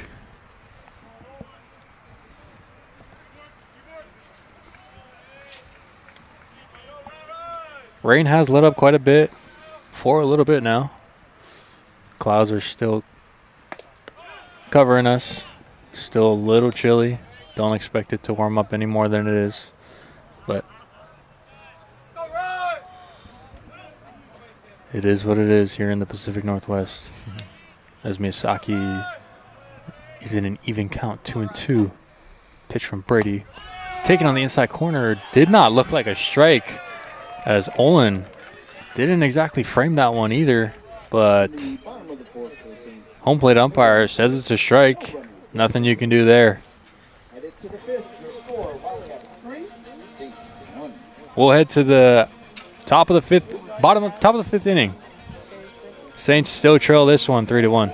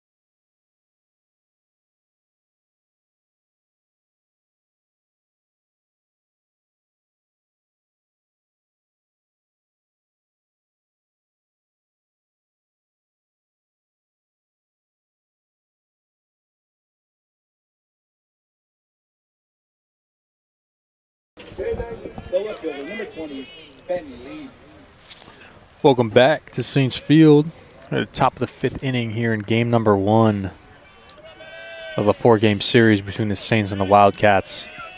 New bump for the Saints will be number 10, Isaiah Mayfield Prieto, as first pitch to Ben Lead is swung on and missed as he gets ahead earlier 0-1. Yeah, Aaron, we've seen Isaiah before, so, a couple of times he's started a game, so fly ball out to right field, and it'll get down for a single in front of Sasaki there. But, I mean, Mayfield not going to be a big strikeout guy, but definitely, throwing strikes, just allowing his defense to get some outs for him, and we'll see how that goes. Yeah, a little blooper there by Ben Lead, able to find green grass for a base hit. So unfortunate there if you're Isaiah, but double play is in line still.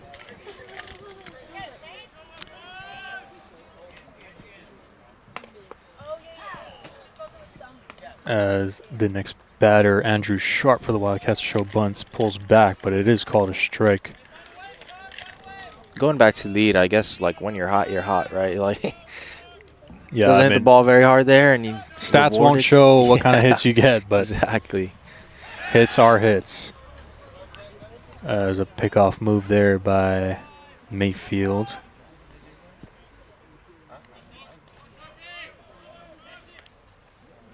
I think that's what good hitters do, right? They find a way to get on base any way they can, find holes. There's a foul ball there down the line by Sharp, but good hitters hit them where they ain't, right? Yeah, exactly. Sasaki giving Lead a ton of respect out there. I think he's fairly deep, right, and it just falls in front of him, but what can you do?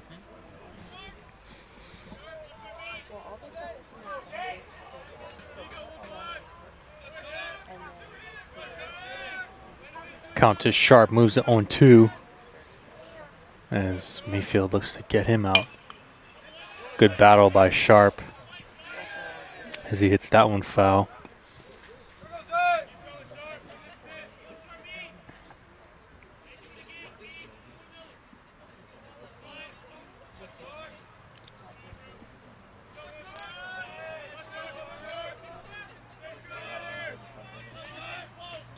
The Wildcats not necessarily a running team, so don't expect them to really try to swipe any bags in this series.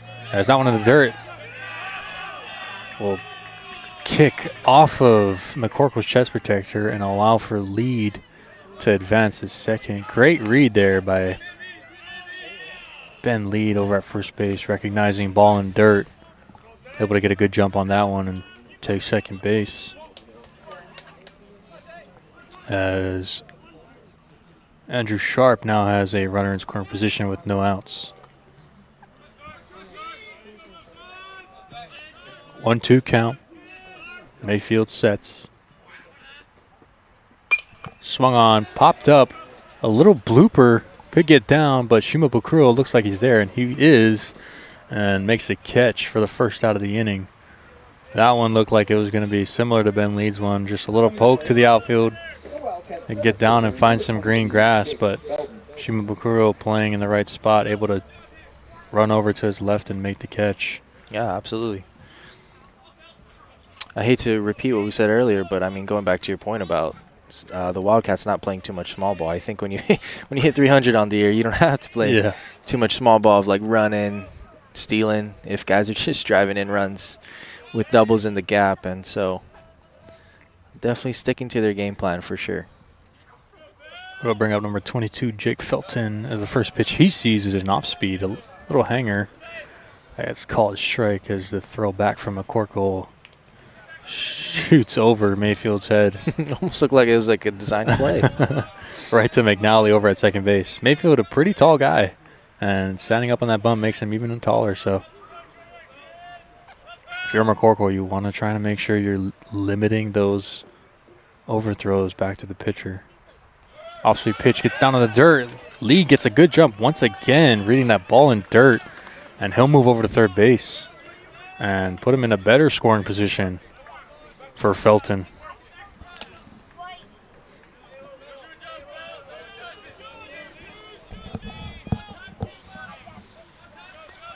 Like we talked about early on for Hatton, having to grind out at bats, pitch count getting up there. It's not surprising to see that he's done here after 4 innings of work, right? It's a little frustrating, but with how good the Wildcats hitters are, you got to tip your cap. You want to keep Hatton in there as long as you can, but 4 innings of work to a great team is not ideal. As Felton drives that one high and deep to center field, Ozzie will make a few steps back to make the catch. Record the out, but it'll be a sac fly for Jake Felton as the Wildcats push another run across and lead this one 4-1 now.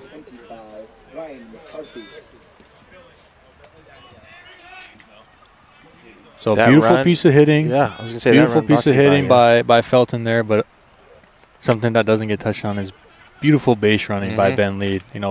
Reading dirt ball and getting to second base, getting to third base, putting yourself in scoring position for that opportunity for Felton. So Absolutely. That's something I was just about to touch on, right? That run kind of provided there by Lead, right? Gets on a little bloop single, 2 wild pitches, and gets to third base and allows his teammate just go a little sacrifice fly to center field. So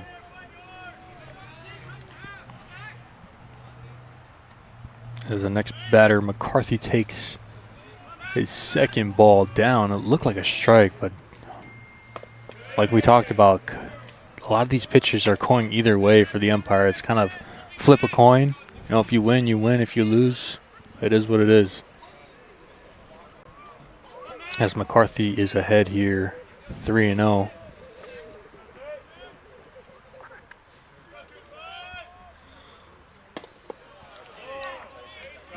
Next pitch will catch the zone there. McCarthy taking all the way.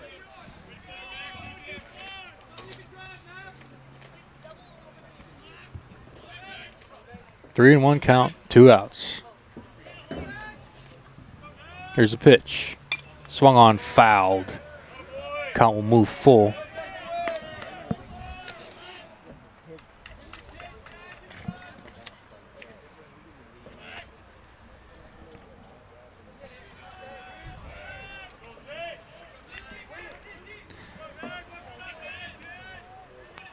Full count, 2 outs. Wildcats lead this one 4-1. Mayfield's pitch. Swung on, driven to the right side, and will get through the 4-hole for a base knock. Another beautiful piece of hitting by the Wildcats hitters, that time in McCarthy. Full count. Able to put a ball in play, not just in play, but for a base hit. Yeah, for sure. Working the count, right? Got him to full, and just like you touched on earlier, man, just putting the ball in play. And it's pretty evident why the Wildcats are batting .300 on the year. Yeah, ball in play wins. You know, if you're able to put the ball in play consistently, and good things will happen. You know, it is baseball. It's a game of mistakes. Errors happen, but they only happen if you're able to put the ball in play. So,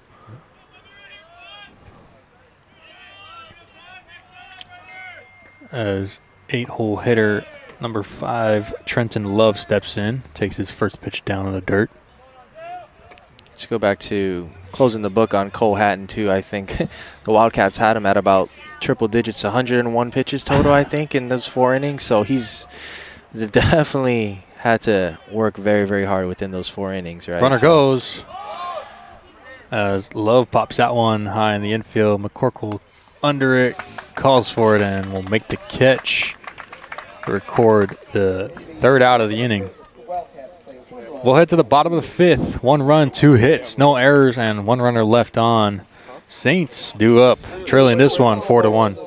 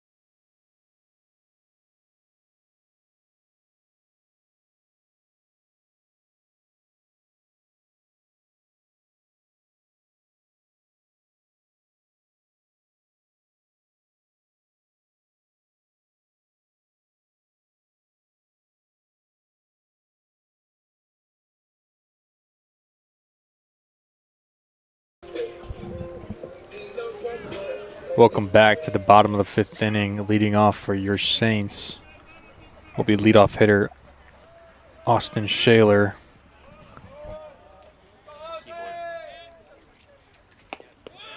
Huh?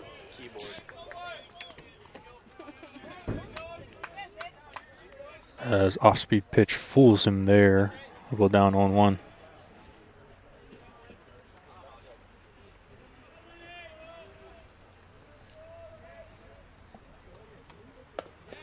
Next pitch looks like it fooled him again. Swung on and missed.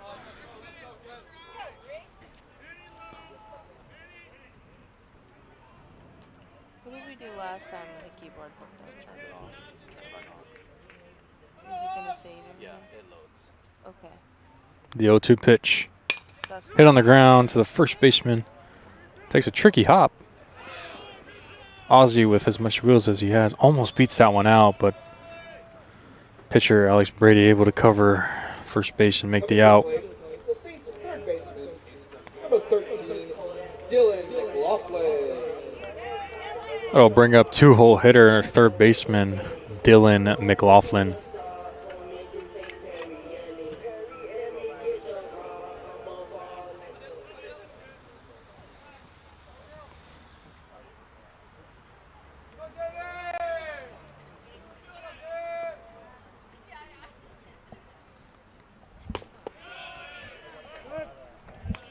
First pitch catches the zone there.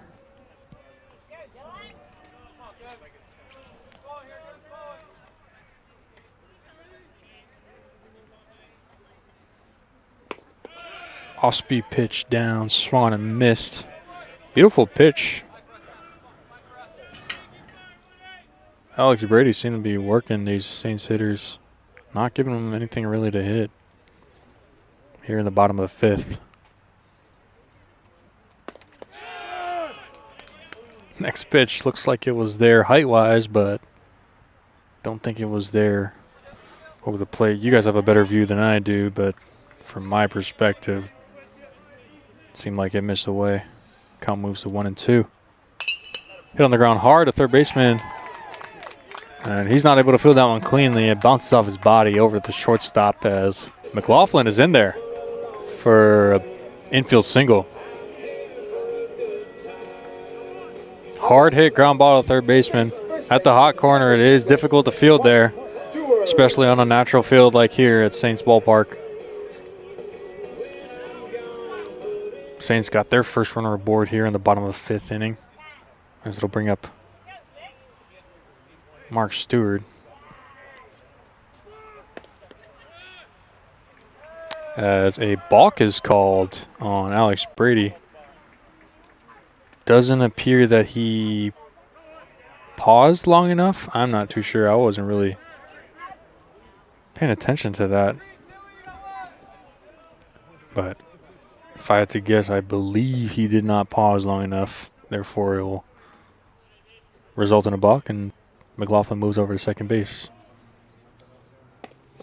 Big swing and a miss by Stewart there. Love the A swing there by Stewart with the runner scoring position early on in the count.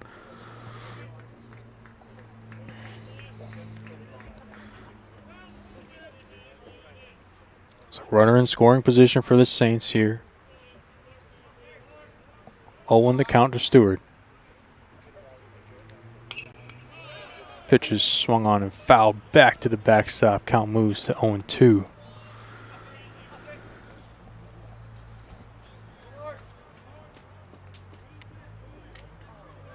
Stewart had that double down the right field line. His last at bat was unable to score, though. We'll see if he can replicate what he did and bring in McLaughlin from second base. 0-2 pitch to him is popped up high to center field.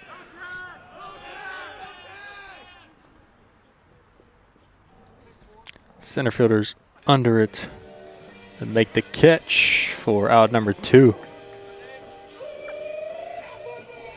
Coming the way, the designated hitter, number 2, Damon Ingram. That'll bring up the DH for the Saints, number 2, Damon Ingram.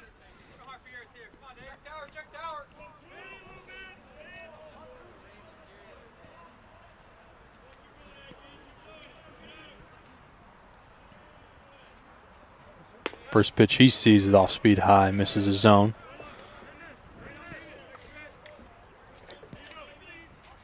Ingram, another batter for the Saints who has doubled in this game. Down the right field line. Right field line looks open once again. We'll see if he's able to poke one out there for another double. His next pitch will miss high and inside. Almost hits him. Count moves on over to 2-0.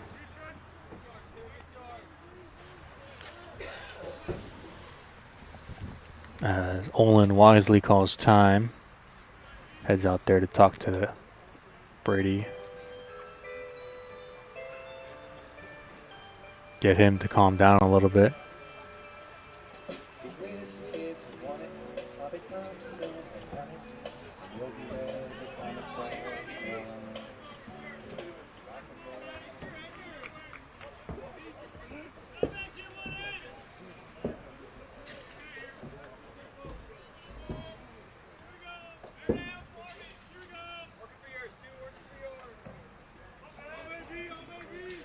So we're back. 2-0 count to Ingram. 2 outs. McLaughlin on second base.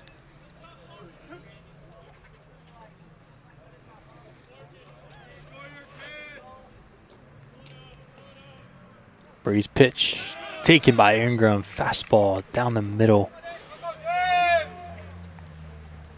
Definitely a pitch and a count you look to do damage with there.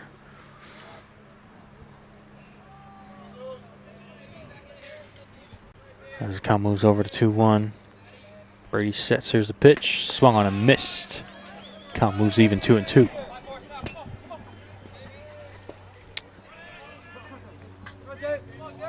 If you're Ingram, you got to battle here. You got to at least get McLaughlin over. You got to get him home. You need to start chipping away at that deficit. The 2-2. Swung on, foul back to the backstop, and we'll go again.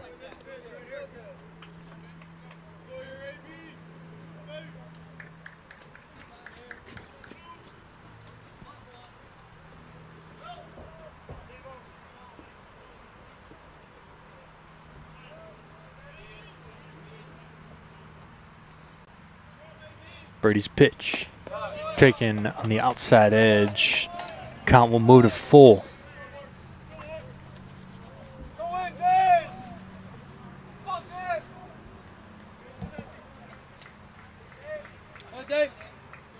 Three, 2 outs. McLaughlin on second. Brady's pitch swung on, driven. Foul over the right side of the fence. Just beyond the Wildcats dugout. Fastball looked up and in. Ingram turned on that one. As we'll go again. 3-2. 2 outs. Off speed, down and away. For ball 4. Ingram seemed a little confused about that one, but it is indeed a walk. Great at bat there by Ingram. Goes into the hole early and digs himself out of it and draws a walk.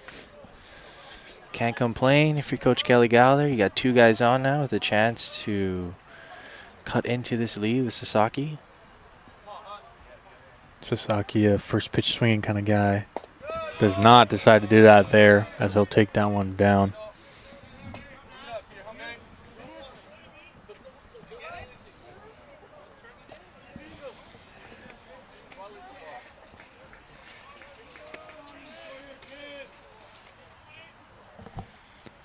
One-0 pitch down in the dirt, stuffed by Olin. Beautiful block there by him. Great block, yeah. Able to keep that right in front of him and not allow any of the runners to move up.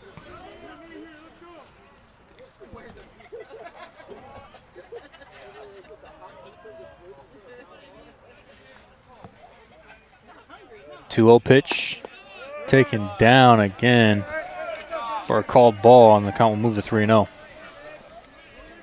On deck will be the catcher, Trevor McCorkle. Definitely a pitcher's pitch there, right? 2-0. Sasaki can't really do anything with that pitch, but yeah, like if you're Brady, you would love to have that one be called a strike. But like we talked about, it's kind of a 50-50 call, right? That one seemed to be the same location, but somehow that one's a strike.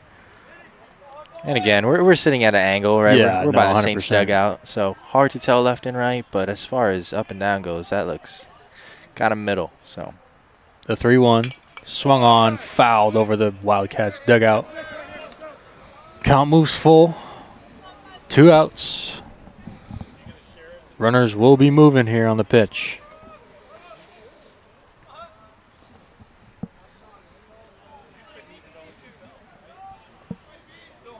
Brady sets. Here's the pitch. Swung on. Nice ground ball. Softly hit to the left side. And the third baseman makes the throw over to first. And we'll record the third out of the inning. So the Saints scored no runs on one hit, no errors, and leave 2 runners on. We'll head to the top of the 6th inning. Wildcats lead this one 4-1.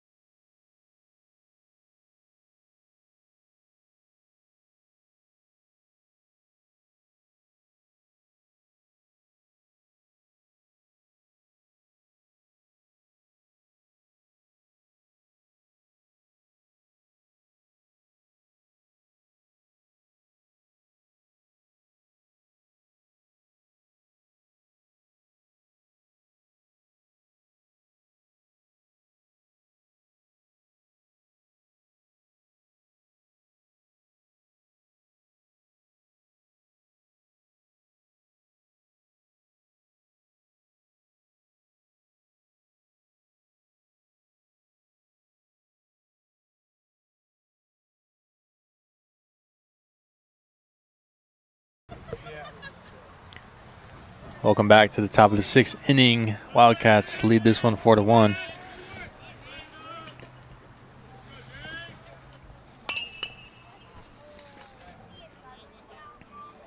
As Madsen leads this one off, first pitch swing, pops one high to center field as Shaler camps under that one and makes the catch. Or it's the first out of the inning. One pitch, one out for the Saints. For Mayfield, you got to love that. Minimizes pitch count, keeps it down. You're able to stay in the game a little bit longer. Unfortunately, not like Hatton. 101 pitches and 4 innings of work. Got to be frustrated if you're Hatton, but like we talked about, give a lot of credit to these Wildcat hitters.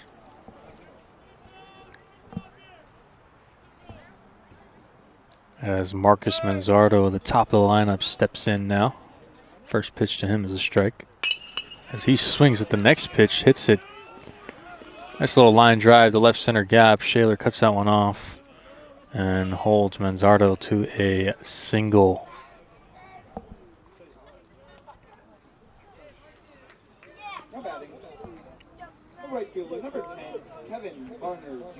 That'll bring up Kevin Varner Jr., the right fielder for the Wildcats.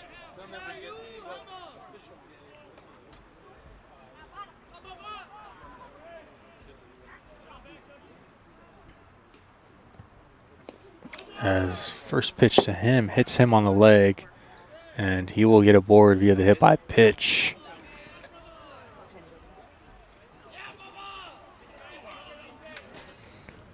Unfortunate situation, unfortunate circumstances there if you're Mayfield. Got an out, double play is in line. And ball gets away from you and you hit a guy. But nonetheless, the double play still is in line. Unfortunately, though, you've got a great hitter in Austin Olin up to bat now. First pitch to him is an off-speed taken. First strike.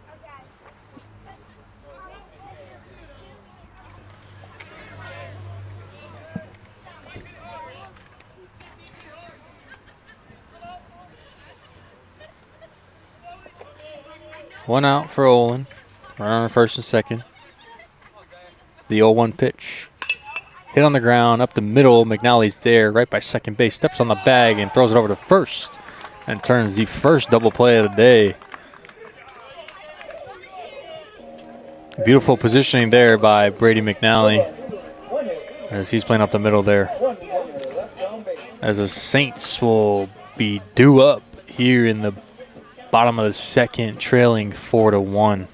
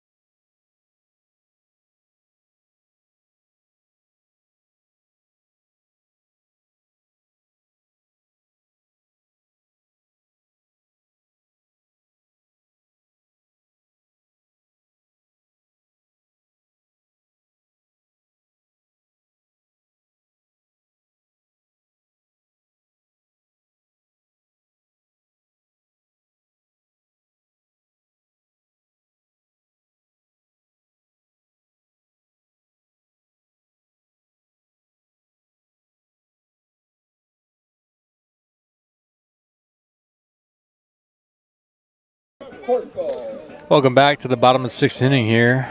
Leading off for the Saints will be number 23, catcher Trevor McCorkle. And we've got a new pitcher on the mound for the Wildcats. It'll be number 37, Aaron Robertson. He's got 7 appearances to this point, 3.77 ERA. 14 innings pitched, 25 hits given up, and 11 strikeouts. His first pitch to McCorkle is taken by McCorkle for a ball. Yeah, not a whole lot of walks, right? In this 14 and a third. Probably means Saints need to come up here swinging the bat. First fastball they see, possibly, and ball driven onto center field by McCorkle. Beautiful piece there, unfortunately. Felton's able to track that one down and make the catch for out number 1. Another southpaw for the Wildcats. I mean, giving up 3 hits, why not go to another southpaw, right? Yeah. 100%. We'll bring up Johnny Shimabukuro, the left fielder for the Saints, as he takes the first pitch for a strike. That's another one of those pitches that are down. You know, I mean, it looks like it's a ball. Again, I can't see where it is location-wise from left and right of the plate, but flip a coin. It's a strike, and Shimabukuro swings at the off-speed pitch and goes down 0-2. I think a lot of times, too, we see normally if it's a lefty starter, coaches decide to go to a righty or something, right? But I think with the way Robertson's has the kind of a funky motion, right? As he separates, he has a little extra kick out of the arm. So it's like a... I don't think I've really seen a natural-looking throwing lefty. Yeah, for sure. They always got a little funk to them. Lefties are weird. Another off-speed pitch. That's 3 in a row here to Shimabukuro as the count moves even 2-2. I think that's what makes him effective, right? Is just like that no lefty is the same. I think it's hard some people to pick up. Yeah. I know for me it was hard. I mean, it's tough angles, so I'm sure it's kind of the route that Coach Adesi took, right? Yeah. Might as well keep going with the lefties, so. And the count to Shima Bakuro moves full here. We'll see if he can put a ball in play or draw a walk. The 3-2. Swung on, fouled through his legs.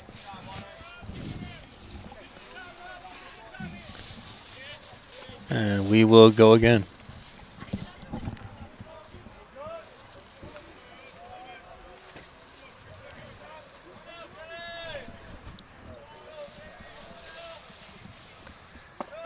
And they'll take that one for ball 4. Leadoff, or excuse me, not leadoff walk, but Saints have their first runner aboard in the bottom of 6 here via the walk by Shimabukuro. I'll bring up second baseman, number 5, Brady McNally.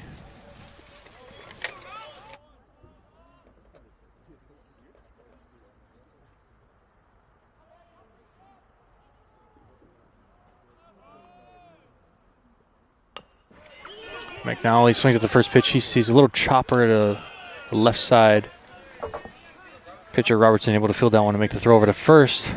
Kind of works out, kind of like a sacrifice bunt. Yeah. Moves the runner over. Unfortunately, is the second out of the inning.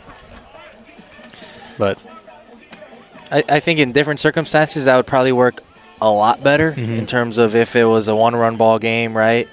And if Shimabukuro on second was a tying run maybe, but at this point, this kind of late in the game, you definitely want runners on. So you got to start chipping away at that lead. It's getting a little late here for the Saints, but you'll take anything you can get. You know, runner in scoring position once again for the Saints. We'll see if they can cash in here. Yeah, and it's not like the Saints are any short of opportunities, right? We've seen it.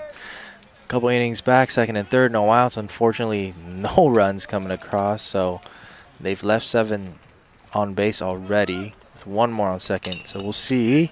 Miyazaki drives that one high and deep to left field. It'll stay fair. It'll get down.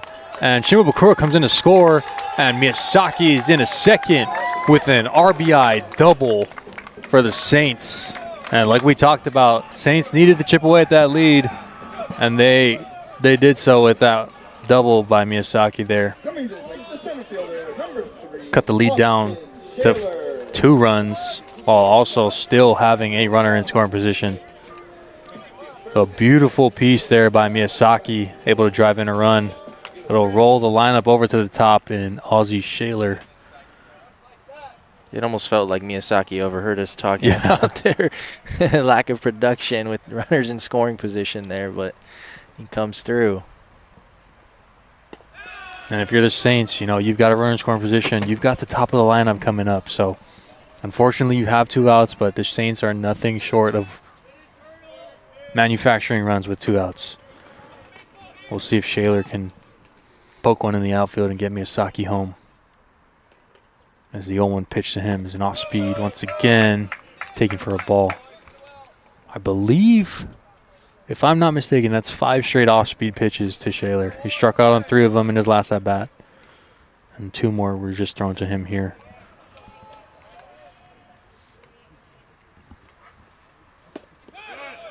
As that one will catch the zone for a strike. I'm not exactly sure what he did in his last at-bat, but nonetheless, he's behind here, 1-2. And this is the second time that the Wildcats are facing the Saints, and Shaler did a little bit of damage the last time they were there. And Ellensburg, as he gets hit by that pitch, put him aboard. Runners at first and second with 2 outs now. But the last time the Saints were visiting the Wildcats, Shaler did a little bit of damage. I believe he had a home run there. So I think the Wildcats did a little bit of their scouting, right? So I think that's why you're seeing a lot more breaking balls to him. As that'll bring in the 2-hole hitter and third baseman Dylan McLaughlin for the Saints. He takes the first pitch for a strike. just like you're mentioning, Aaron, right? It's like definitely the ideal spot. You flip the order, get your best hitter up right now. McLaughlin, 333 on the year. You just hope he pokes a little single in the gap somewhere, cut into this lead even more. Hits one on the ground, stays down on the ground to the third baseman as he'll field that one and step on the bag for the force out at third base. We'll head to the top of the 7th inning. The Saints score 1 on 1 hit. No errors and leave 2 runners left on. Wildcats due up, leading this one now 4-2.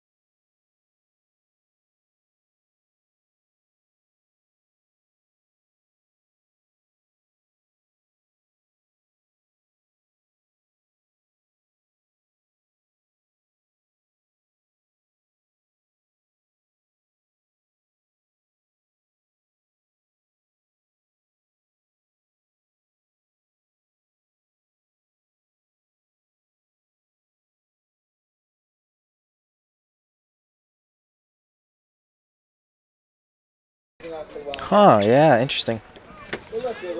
Welcome back to the top of the 7th inning here at Saints Field as the Wildcats' best hitter is leading off this inning, Ben Lead.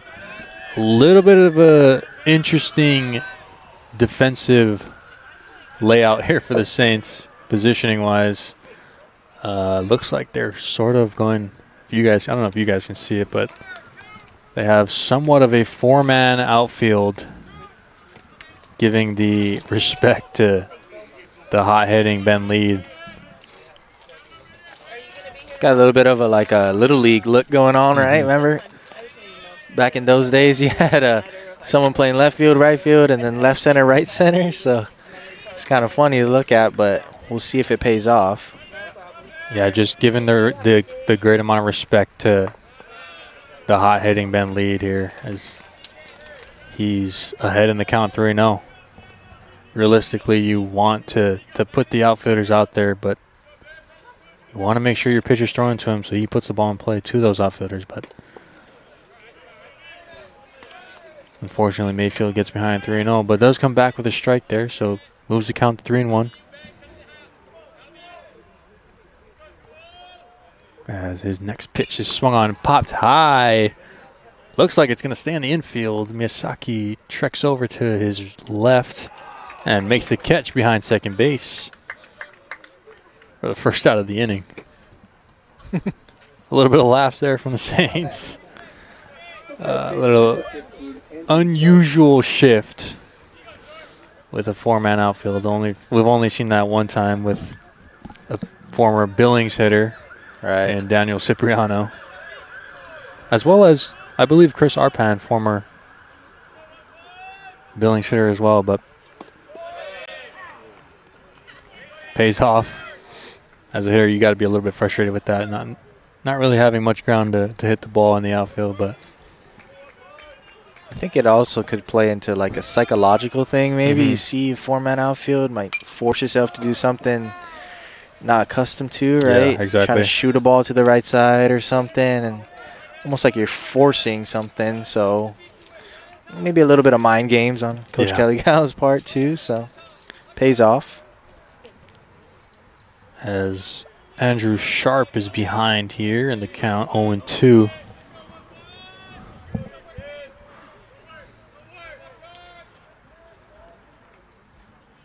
Mayfield's pitch, off speed, away. Props to Mayfield there, getting behind 3-0 on Ben lead. Able to come back, throw a strike, and then getting him to pop that one out. So definitely a plus if you're Kelly Gow in that situation. Oh, yeah. I think as a coach, too, he's probably one of those guys you circle his name, right? Like almost like a little extra push to motivation to get him out. It's a guy you're watching out for. So anytime you can get a guy off the bases like that, I think it's a huge win, right? Especially as a leadoff hitter in this inning. So I mean, like we talked about, he had that little poke, that little bloop to right field, right? So pretty smart on Kelly Gow to put a fourth outfielder out there as Mayfield strikes out sharp, looking for the second out of the inning. Saints are doing a pretty good job of putting up zeros. They gave up that one run, the fifth inning, to make the score 4-1, but nonetheless, pitchers are doing a little bit of a better job here, as they should be, trying to keep this game close.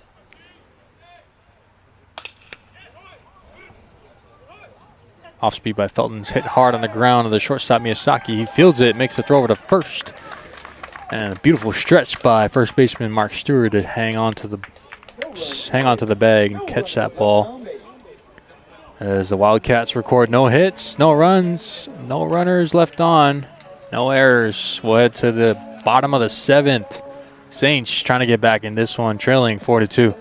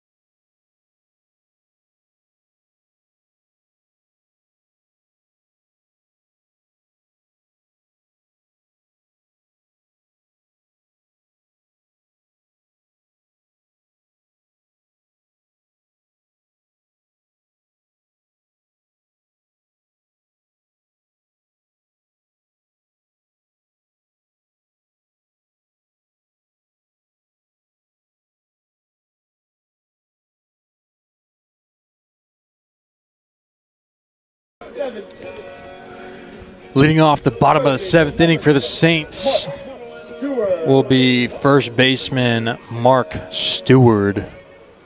Saints have the heart of the lineup coming up. See if they can string some hits together and push a few runs across and get back in this one.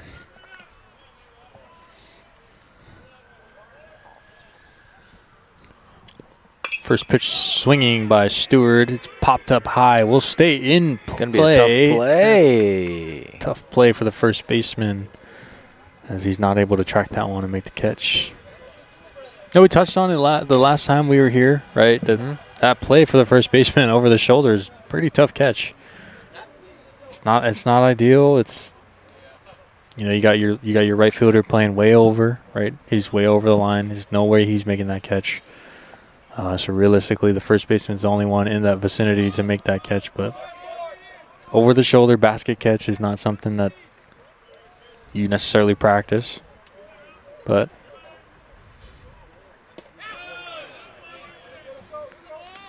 I feel like every time we have a home game, it's always like the topic of discussion. There's at least 2 or 3 foul balls that go over the shoulder of first basemans here, and I think they have a little bit more of an advantage maybe with no sun, but still a tough play nonetheless. Says Stewart pokes one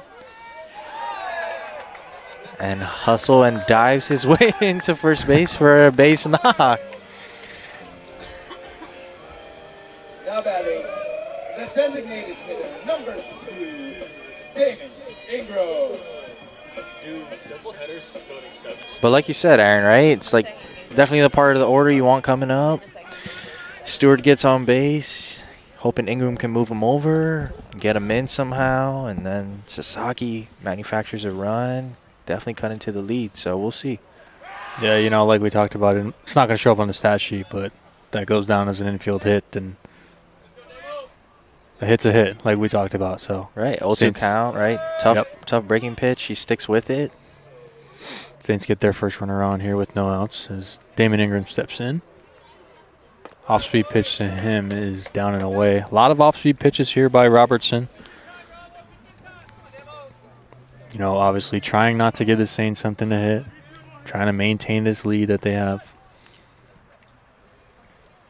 But the Saints, like Mark Stewart, are getting down and dirty, trying to make sure that they can chip into this lead. As Ingram skies one high and deep to right center field. Doesn't look like anyone's going to be there, but Felton from center field does end up making the catch over in the right center gap. That was a long run for Felton out there in center field, having to track that one down in the right center gap, but is able to make the catch there and keep Stewart over at first base. Really nice play there by the center fielder. I think you and guest speaker Cody Chavis were touching on it earlier, right? Big gaps here, Saints field. So for him to cover that much ground is very impressive. Brings in right fielder Hunter Sasaki. See if he can put something in play and move Stewart over or maybe even score him from first.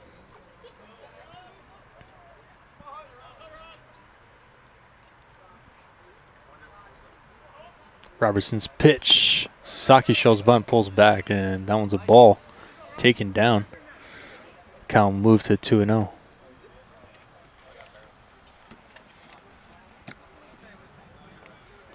As it looks like the Wildcats pitching coach will come out to the mound to have a chat. The entire infield will huddle around Aaron Robertson to try and discuss things and figure some things out. We'll step aside for a moment. Don't go anywhere.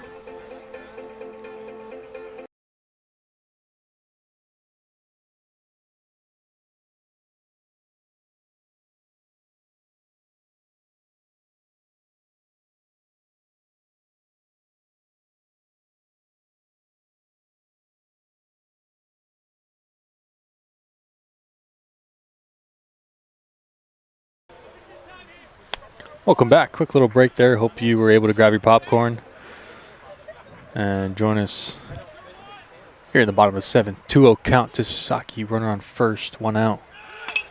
Stewart steals. Sasaki hits one on the ground of the shortstop. And because Stewart was in motion, Wildcats are not able to turn a double play there. As Madsen makes the throw over to first and gets Sasaki out. Almost works like a sack bunt like we talked about, but there is 2 outs now. So job done for Sasaki. Moves Mark into scoring position. Hands it over to catcher Trevor McCorkle. We'll see what he can do with 2 outs. First pitch swing off speed down.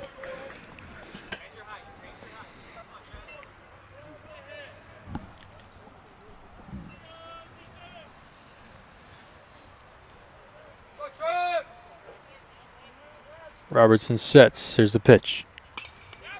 Swung on, fouled, out of play. Count moves 0-2. It's like we were touching on earlier, right? You get the runner in motion there.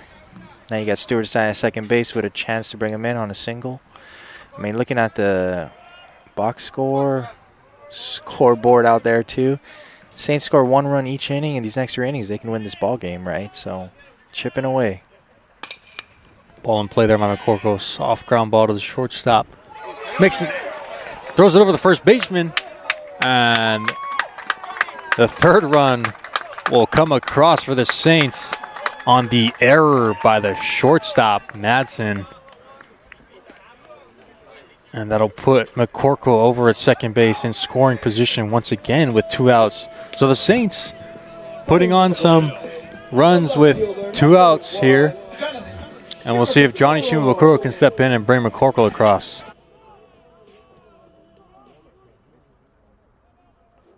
Error. Yeah.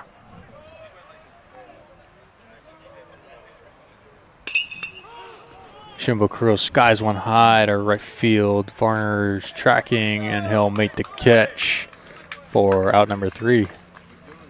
So the Saints able to push one more across, and they cut that lead down to 1, or they cut that deficit down to 1.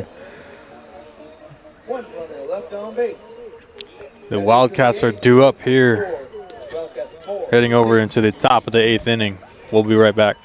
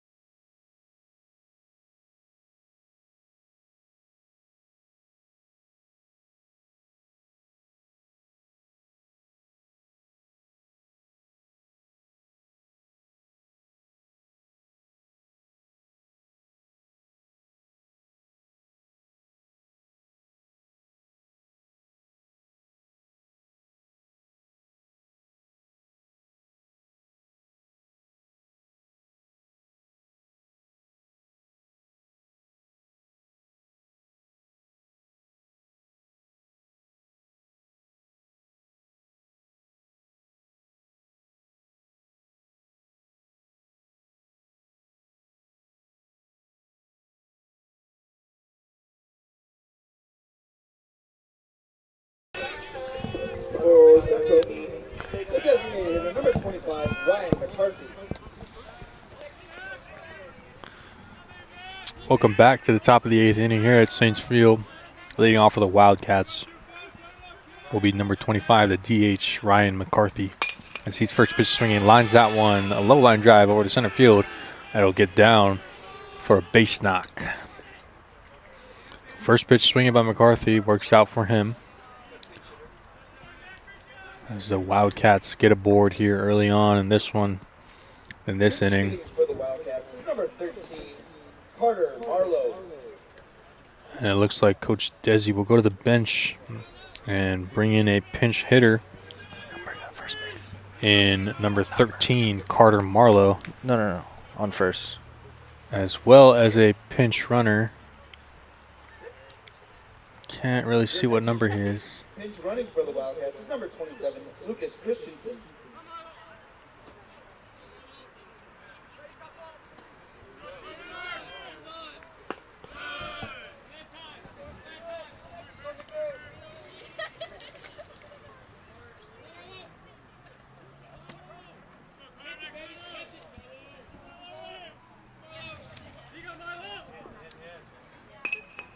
Beautiful bunt dropped down right in front of home plate. McCorkle fields it, makes the throw over to first. And McCarthy out. Another small ball play by Coach Desi Story.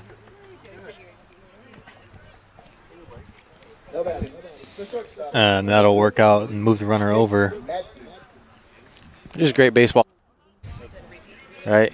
Yeah, it's small ball, right? Doing the right things, doing the little things right. Pinch runner, I believe, is number 23, Kellen Berg.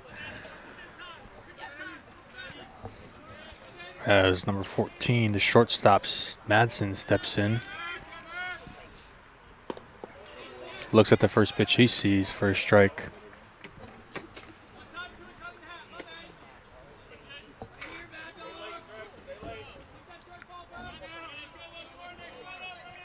So the Wildcats have a runner in scoring position early. 1 out. The 0-1 pitch misses high.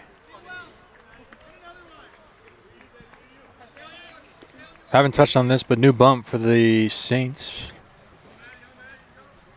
is Nicky Scott, number 21. He comes in with 7 appearances, a 7.16 ERA. 16.1 innings pitched, giving up 23 hits. 17 runs and 10 strikeouts. So if you're Nicky Scott here in this situation, got to fill the zone up, be efficient, get some outs. Hand it back over to your offense. Scott sets the 1-2, swung on, fouled, out of play.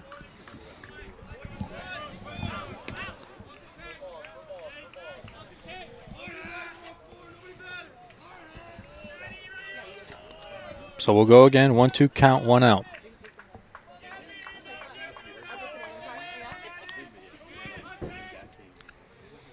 Berg, the pinch runner on second base. Swung on, popped up high to right field. Sasaki's under it. Berg's tagging. Sasaki will make a throw over third base. Not in time. Beautiful throw by Sasaki. Unfortunately, not able to get there in time.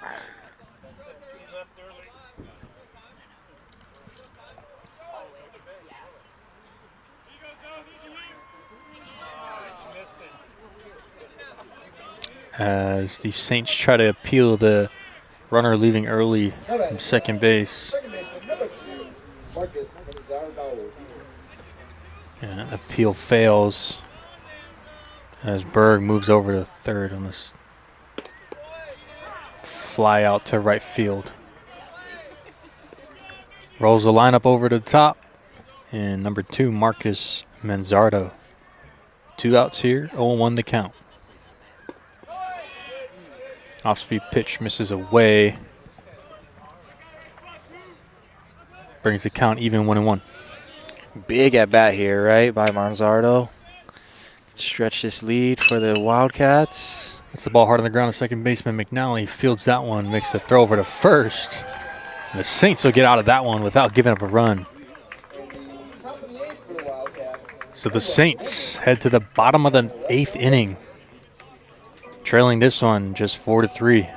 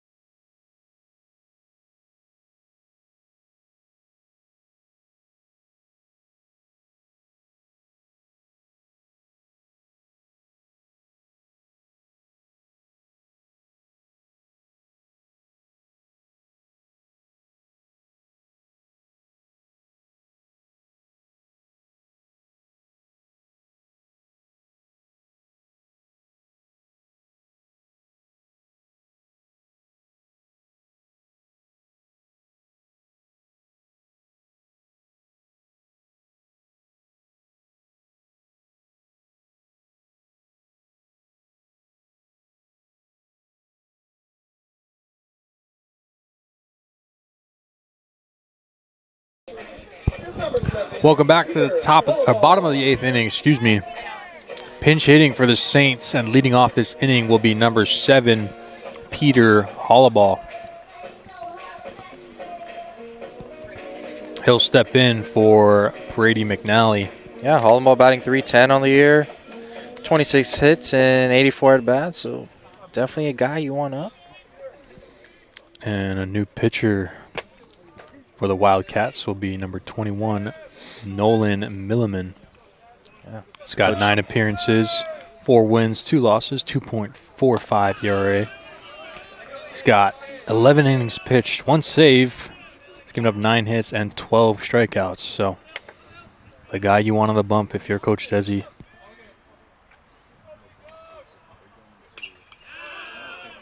As he's ahead now in the count, 0-2 to Hollaball.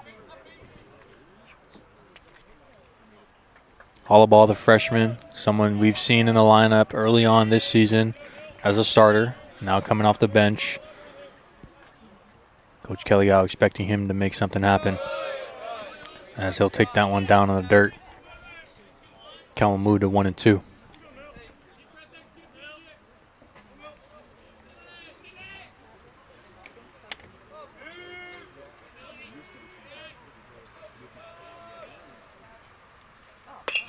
Pitch is swung on, hit on the ground hard, and shortstop Madsen unable to handle that one cleanly as that scoots by him. And Hollaball is on via the error by Madsen. Now batting, the shortstop, number 0, Riley. And pinch running for Hollaball will be number 22, Alohi Areki.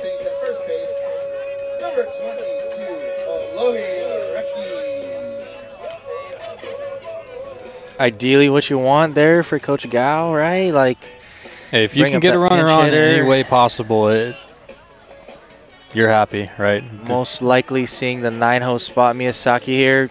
Sacrifice bunting, you would think, right? Yeah, you would think it's definitely top a of the small order ball coming situation, down by 1. Get the runner over, hand it over to the top of the lineup, let them do the work and bring that guy in. Miyazaki does show bunt. Pitch is high.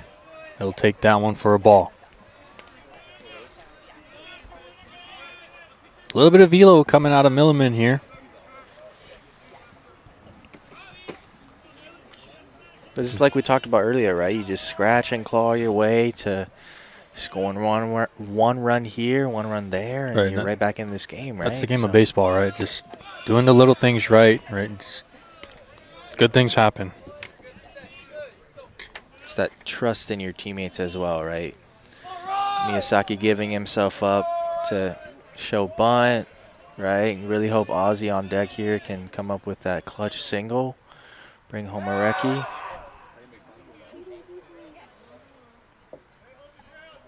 Pickoff move by Milliman.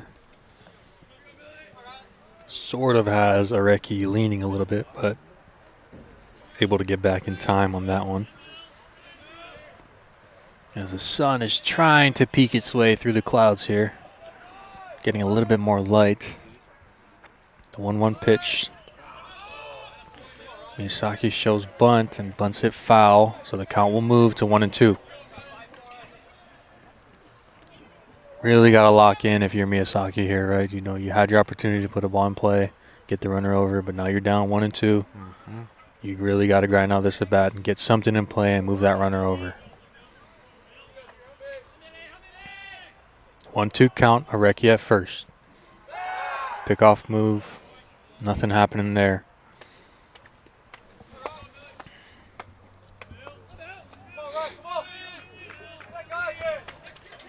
I think with the speed of Areki here, a little backside ground ball probably will just advance him, right? Doesn't need to be anything pretty. Like you said, just advancing and moving him over. That's all they need. Take one of those infield choppers like we saw a couple innings ago too. That might work. Anything in play here realistically works. You just, obviously you hope not to have a Wildcats turn to double play, but Misaki hitting a double in his previous at bat. See what he can do here. 1-2. Off speed hits him, and he'll get on base via the hit by pitch, and that works out beautifully for him and the Saints. As instead of dealing with a 1-2 count, he's just aboard freely here, and the lineup will roll over to the top and center fielder number 3, Austin Shaler. Baseball gods giving Miyazaki a little bit of like good punishment there. Yep. Not able to get the bunt down, but then he just wears one for the team. So, and Shaler's got wheels, so I wouldn't be surprised to see him try to drag one here and get the runners over and possibly be safe at first. think the Wildcats are on that page too. The third baseman's creeping in right on the edge of the grass. Shaler does show bunt. Pulls back for a ball. Not sure how much of you guys can see on the stream, but that third baseman's basically angling himself, right, to get a good position to see a recce, if he's going to steal or not from second base, and also be in a good position to field this bunt from Shaler if it is bunted hard enough, right? As Shaler shows to bunt again and pulls back, and as that one is called a ball, and the count will move to 2-0. Right, because if you're the third baseman, you don't want to crash too early, right, and leave third base vacated. Yeah. A recce could realistically, in just the take situation, as a third baseman, you're only crashing if it's a really hard bunt. You want to try and not vacate that base as you have a runner coming in. So, first baseman's also about nearly halfway down the line, expecting the bunt here. But if you're Shaler, you're not bunting it that way, so 2-0 count. No outs. Shaler takes that one inside. Called strike. Sort of surprising there, not seeing Shaler show for bunt again in a 2-0 situation. But he's still ahead here, 2-1. Areki on second, Miyazaki on first. Milliman sets. Here's the pitch. Beautifully dropped down the left field, down the left side, as the third baseman will field that one and make the throw over to first for the outs.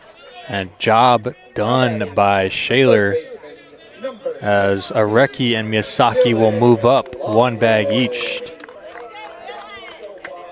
It'll bring up third baseman Dylan McLaughlin with both runners in scoring position. Unselfish baseball there by Austin Shaler, right? Putting the bunt down for the team, moving those runners second and third. Also got to be wary if you're McLaughlin here, right? They can pitch around you with the base open, try to get you to fish at something, but that fastball looked pretty middle there because he fouls it off.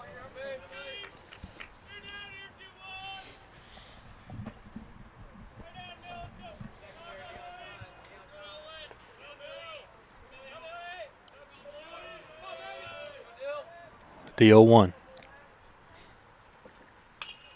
Swung on straight back to the backstop. And McLaughlin is down 0-2.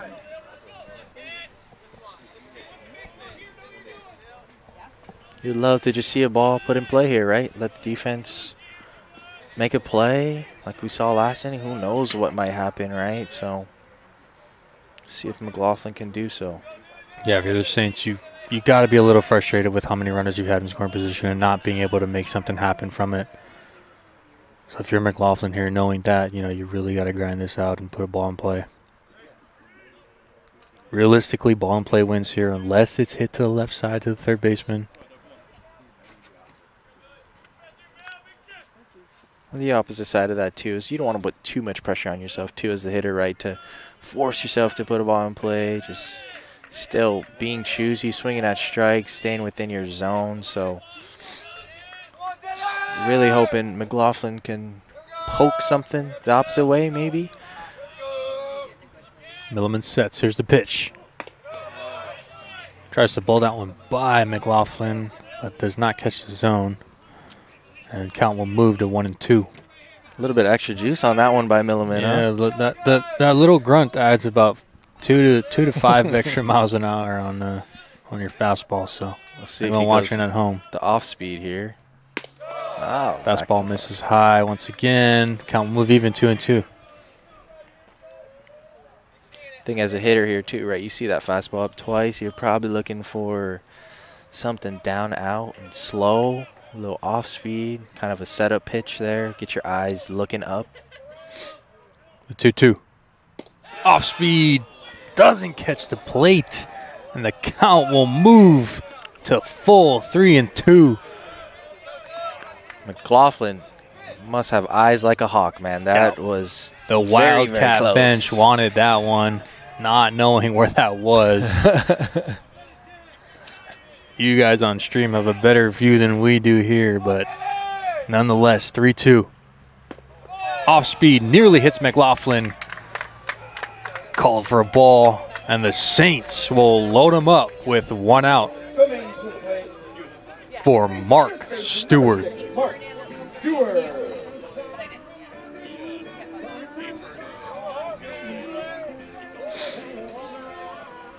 Just got your senior coming up, right? Definitely the guy you want at the plate. Your veteran hitter.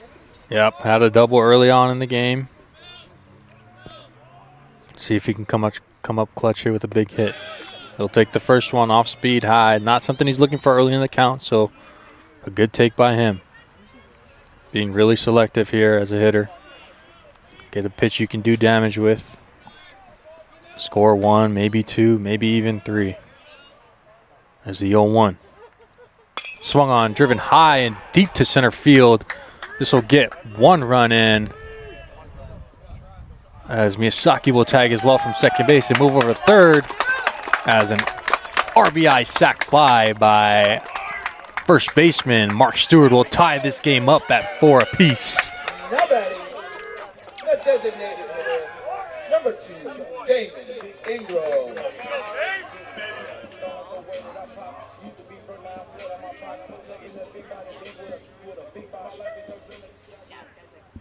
We'll bring in DH Damon Ingram with runners on the corners here with 2 outs as the pitching coach for the Wildcats will walk his way over to the mound to have a chat with his pitcher. We'll step aside. Saints tie it up 4-4.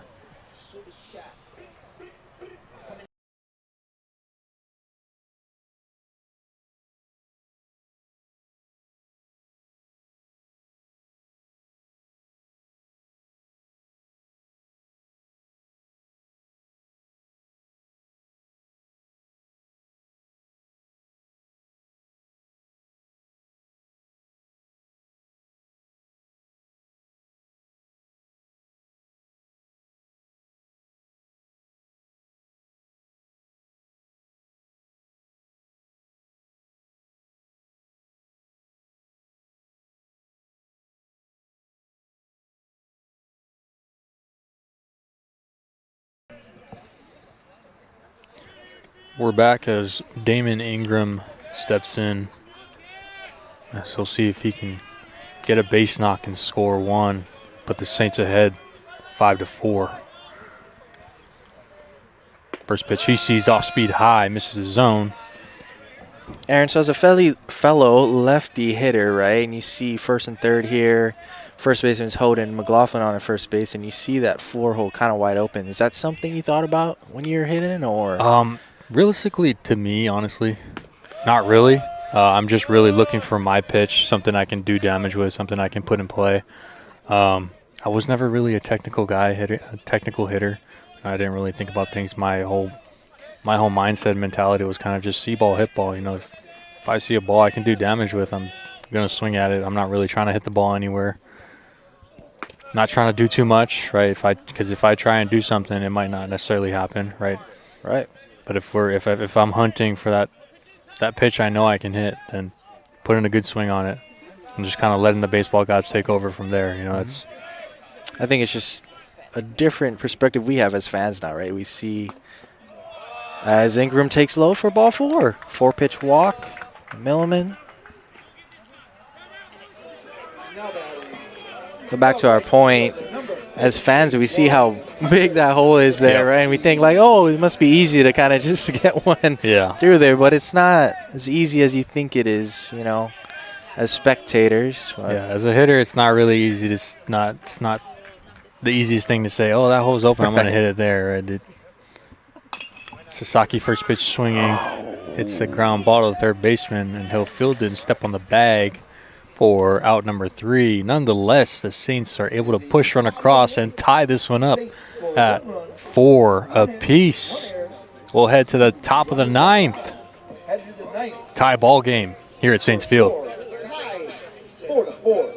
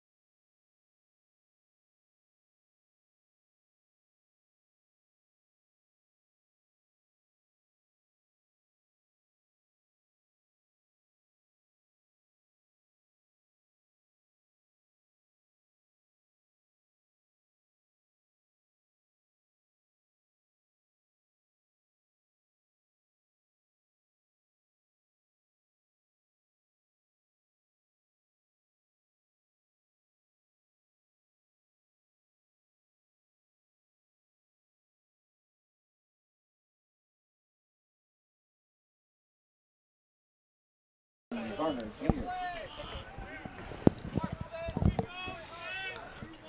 Welcome back to the top of the 9th inning here at Saints Field. Leading off for the Wildcats will be Varner Jr.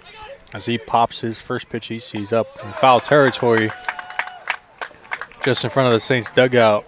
And McLaughlin, the third baseman, will come over and make the catch for out number 1.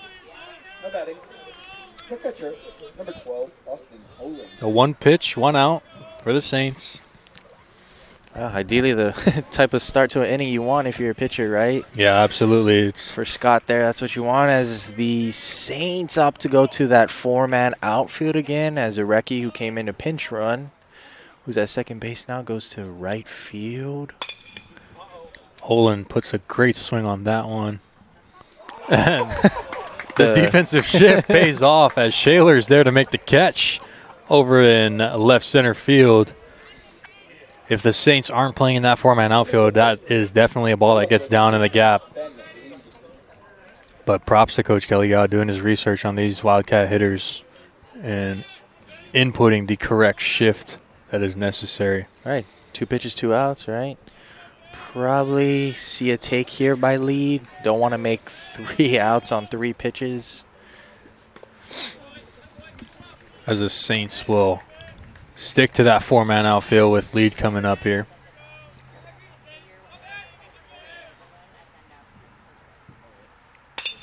As he hits one to nearly the same spot, it looks like, and Shaler will make the catch once again.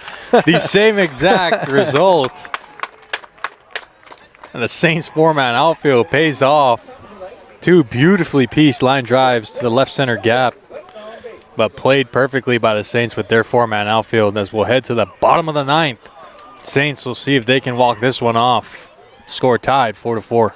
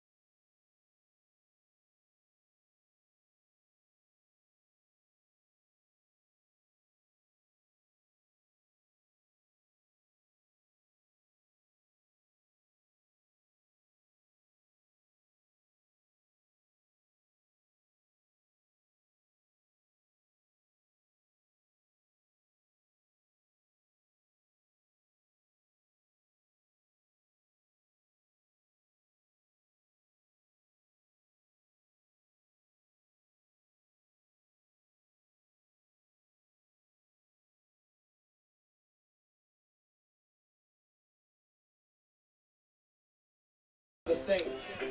The catcher, number 23, Trevor Corkle. Welcome back to the bottom of the 9th inning. Here's the Saints will look to see if they can put this one away. As leading off the inning for the Saints will be catcher Trevor McCorkle. As he's taking the first pitch, he sees fastball called strike.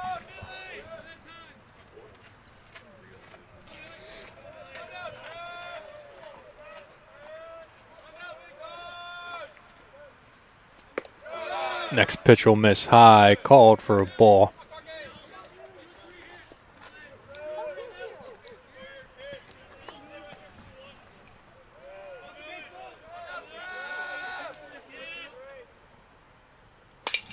McCorkle swings and pieces that one. A low line drive gets to the 6th hole.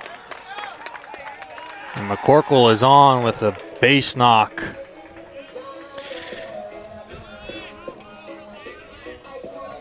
So no outs, a beautiful hit by McCorkle. Low line drive to left field, gets down. And pinch running for the Saints will be number 4, Colin Bell. Great piece of hitting there by McCorkle. Not trying to do too much, right? Just get on base. See if Johnny can move him over here with a little sack bunt. Again, Wildcats anticipating it. Third baseman's about 4 steps in on that cut of grass there.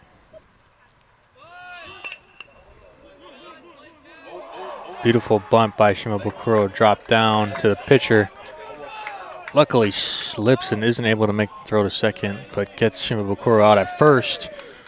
Successful sacrifice bunt by Shimabukuro puts the runner in scoring position for number 22, Alohi Areki.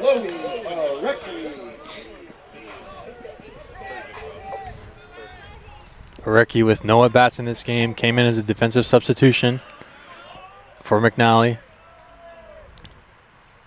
So he steps in and swings at the first pitch he sees.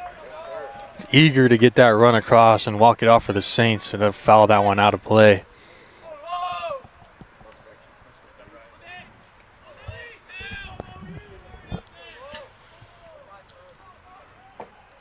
Bell's on second. 0-1 the count to Areki.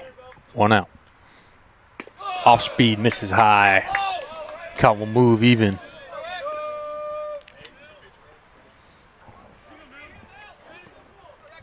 I think with the speed of Bell at second, most likely anything hit to the outfield will score him here. So yeah, as you see, Desi Story brings in his right fielder, Varner Jr. As Areki skies that one to shallow left center field.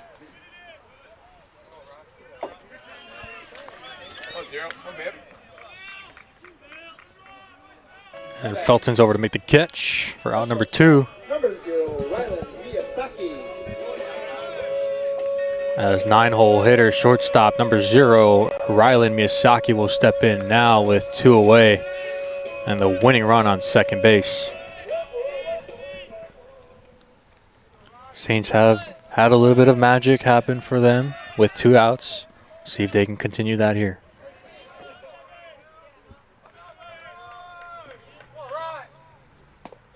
First pitch Miyazaki sees is taken away off speed for a ball.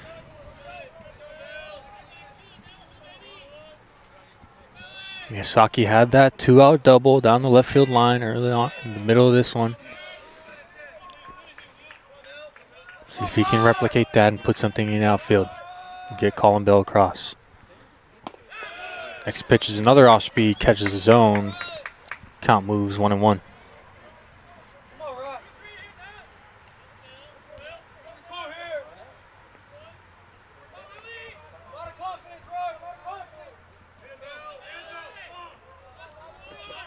Milliman sets. The 1-1. Taken inside. That one does not catch the zone. good take. Might have been a strike that was called earlier on him on a couple of bats ago. Not what you're looking for in that situation. 1-1, so. 2-1 count, 2 outs. Off-speed pitch. Bell steals, and he'll get there safely, as there was no throw by Olin, the catcher. As the count will be even, 2-2 on Miyazaki with the winning run 90 feet away.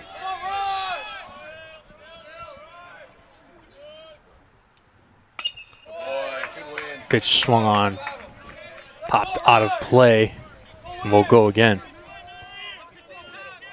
Another small thing doesn't show up in the box score, right? Like second baseman's not holding Bell on there, steals second or steals third, kind of uncontested. Now like a little wild pitch pass ball scores him, right? Olin's on his toes. Milliman's being extra careful, right? Next pitch misses away. Count moves full to Miyazaki. Again, Aaron, you and I both weren't pitchers in college, but I think in this sort of situation, you see the guy 90 feet away is the winning run, right? It gives you a little extra pressure, I'd say, to make good pitches. The payoff pitch will miss high, and Miyazaki is aboard with a 2-out walk. And it'll roll the lineup over to the top in Austin Shaler. Number 3, Austin Shaler.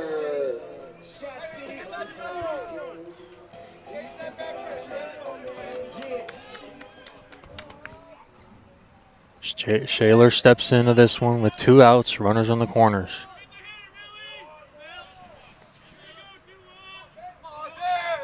Looking to come up clutch here.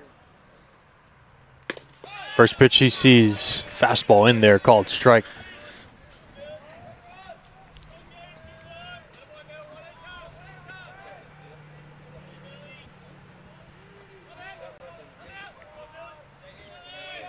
Two outs, Bell on third. Misaki steals. Oh, no throw from the catcher, Olin, as that one is in there, called strike 2.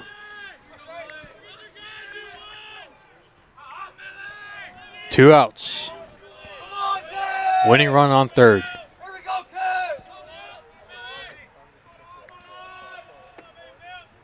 0-2 count. Milliman sets. There's a pitch. Fastball high.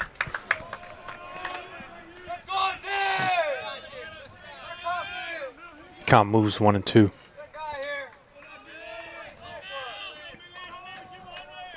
The speed of Shaler's big chopper might just be an infield hit here, right? So that stolen base there by Miyazaki's kind of big. 1-2. Shaler's swinging, and he'll go down on strikes. We'll head to the top of the 10th inning. We're going into extras. Score tied 4-4. Wildcats due up.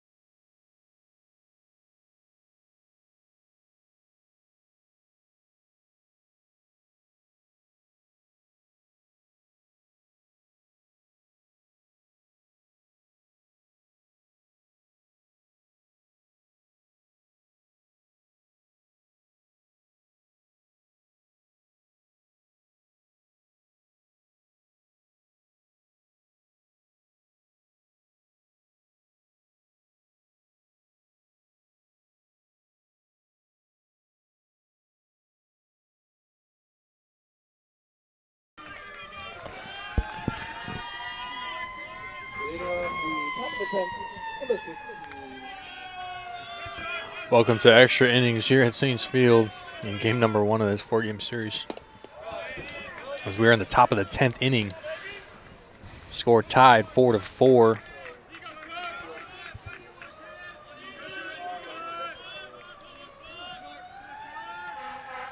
As leading off this inning for the Wildcats will be number 15, Andrew Sharp, as he is behind early in this one, 0-2.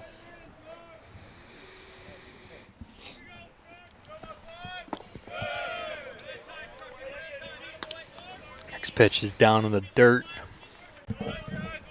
No swing out of Sharp there.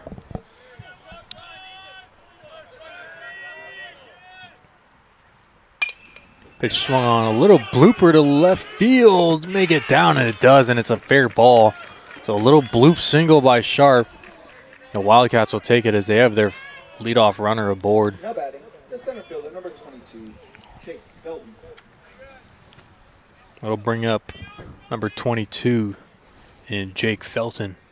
I think it's like we mentioned before too, right? Just putting the ball in play, right? Doesn't need to be hard contact, but just finding a way, and that's what happened there again. So Wildcats threatening. Felton shows a bunt, gets one down the first base line. As Kyle Shabbat, the first baseman, will toss that one to Arecki and record the out. A successful sacrifice bunt once again by the Wildcats. Beautiful small ball out of them. Your attention. Pinch hitting for the Wildcats is number 19, Travis Helm. As a pinch hitter will step in, number 19, Travis Helm. Forgot to mention a little bit of a defensive switch for the Saints. Mark Stewart, who was at first base, now slides over to catcher, and Kyle Shabbat enters the game as the Saints' first baseman. 1 out, runner on second. First pitch by Scott is in there. Travis Helm with 37 at-bats to this point, batting a .135.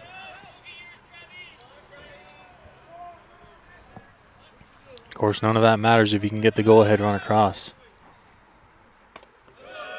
Takes the next pitch he sees for a ball.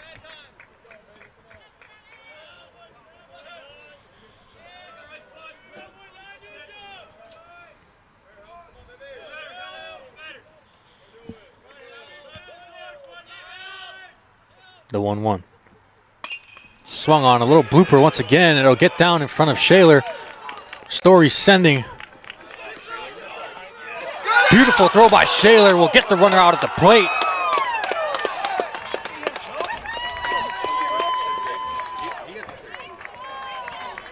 And the go-ahead run is cut down at the plate on a beautiful throw by center fielder Austin Shaler. I'm sure you guys saw all of that happen right in front of you.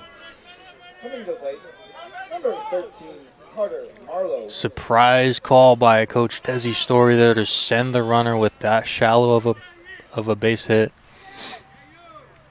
But taking the chance. Ball almost gets over the catcher Stewart, but Stewart able to get up and get that one and put the tag and record the out.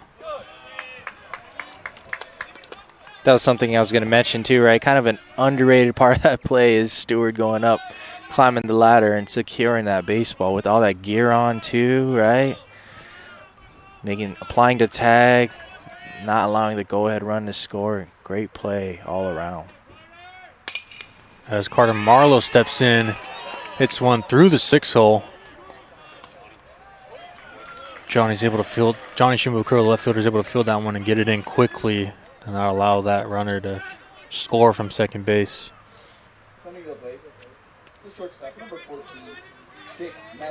So if you're the Saints, nothing hurt. You got 2 outs here, runners on the corners. Brings in 9-hole hitter, the shortstop in Madsen.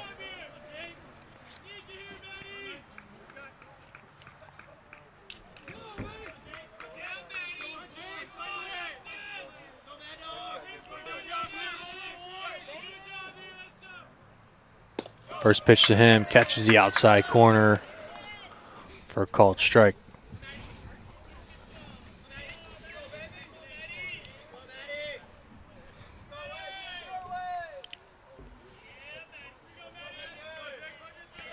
Two outs, runners on the corners, 0-1. Pitch down and away.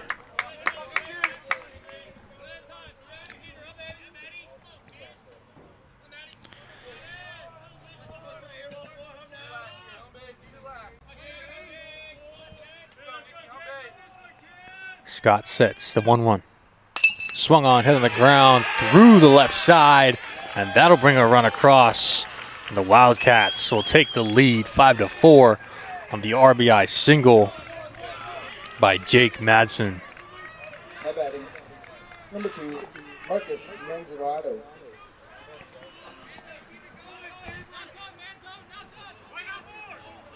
That'll bring in the top of the lineup in Marcus Manzardo.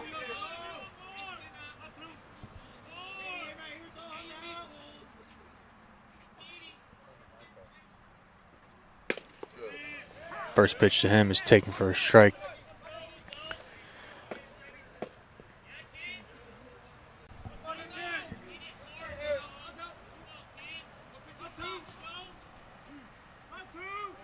Two outs here in the top of the 10th inning. Next pitch by Scott. Misses down. Count moves even. Got to be happy if you're Coach Desi there, right? Bottom half of the order, all singles, back to back to back. Picking him up too on that send home. Another run comes in.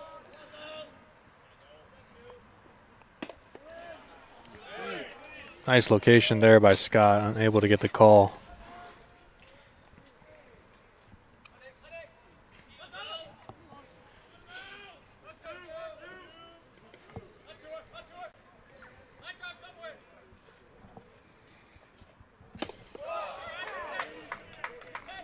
Next one's in there. Moves the count to 2-2. Twos across the board.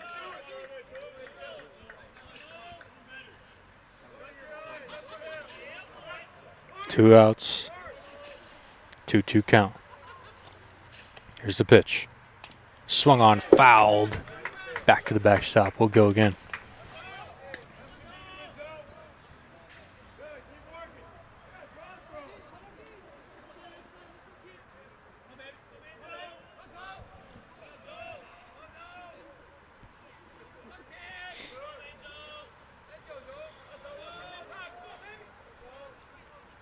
Scott sets the 2-2. This is down and in. Count will move full. 3-2 on Manzardo.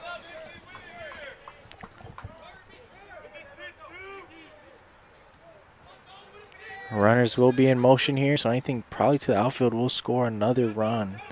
The guy standing on second. Ball's hit to Shabbat, the first baseman, as he makes an error.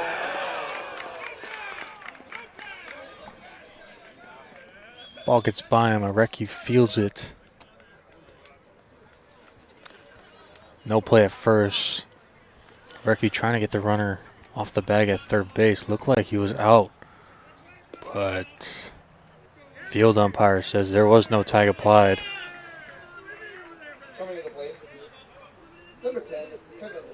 What a heads-up play there by Arecki, though, to back up Shabbat.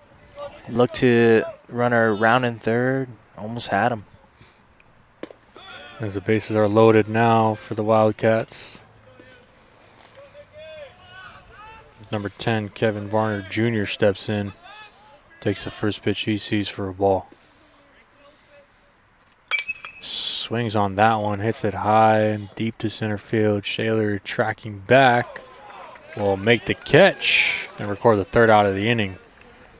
But the Wildcats able to push one across and take the lead here in the top of the 10th. On 4 hits, no errors, and 3 runners left on. We'll head to the bottom of the 10th inning. Saints need to get one, tie this one up and keep it going. 2 to win. We'll be right back.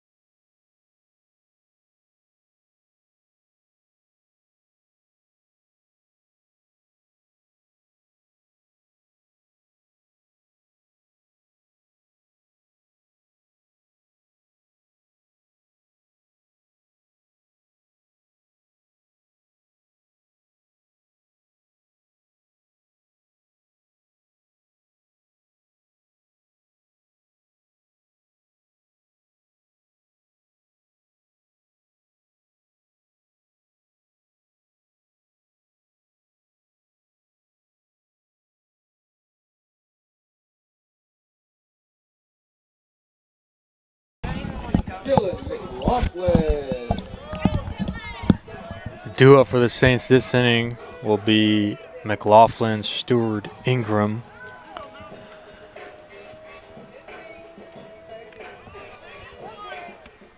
As the Saints will need 1 to tie, 2 to win. We're in the bottom of the 10th here at Saints Field. First pitch by Milliman, taken by McLaughlin for a ball.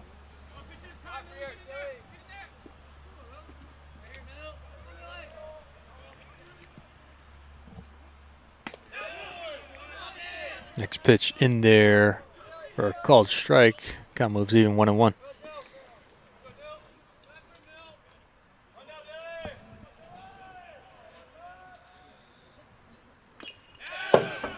McLaughlin takes a hack at that one. Fouls it straight back.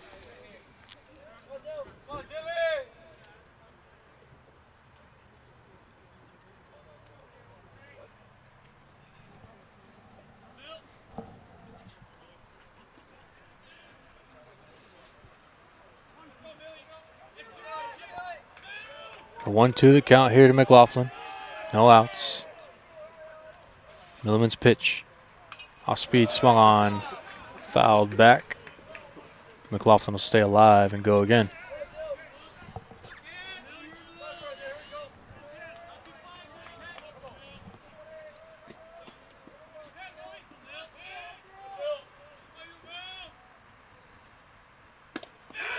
Fastball up in the zone. McLaughlin swings and misses, and he'll go down on strikes Now batting, number 6, for the first out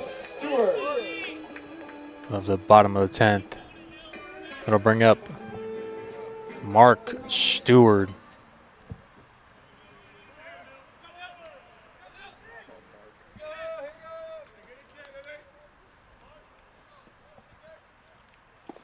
First pitch he sees off speed down in the dirt.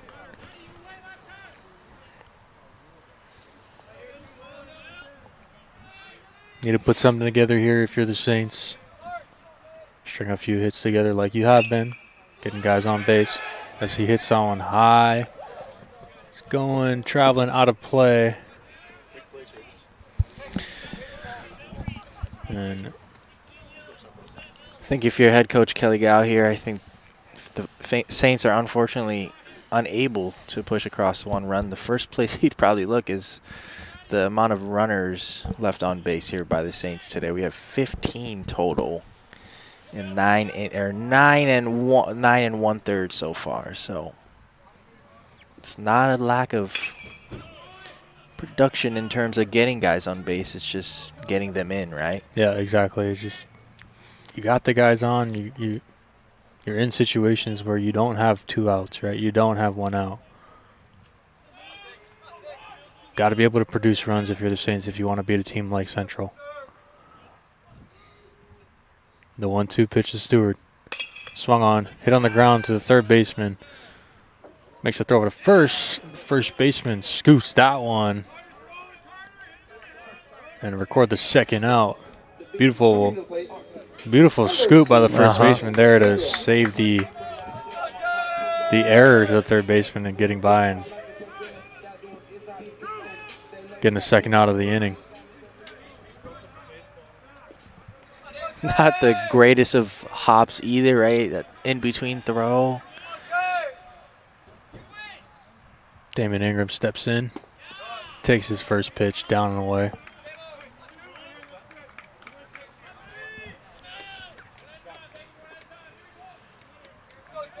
A little bit of rain starting to fall once again here. So Ingram takes a great cut at that one.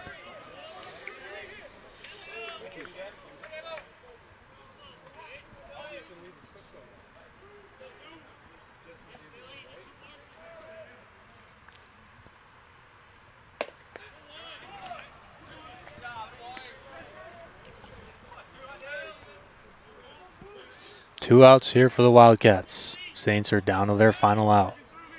Need 1 run to tie this game. The 2-1 from Milliman. Down on the dirt.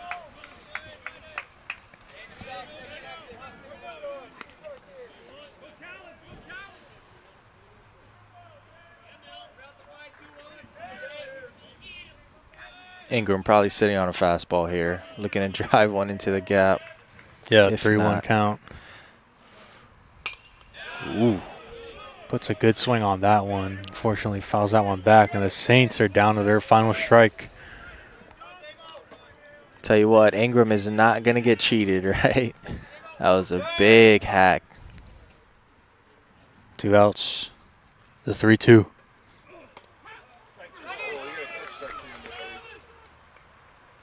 As Ingram will go down looking on a drop third strike.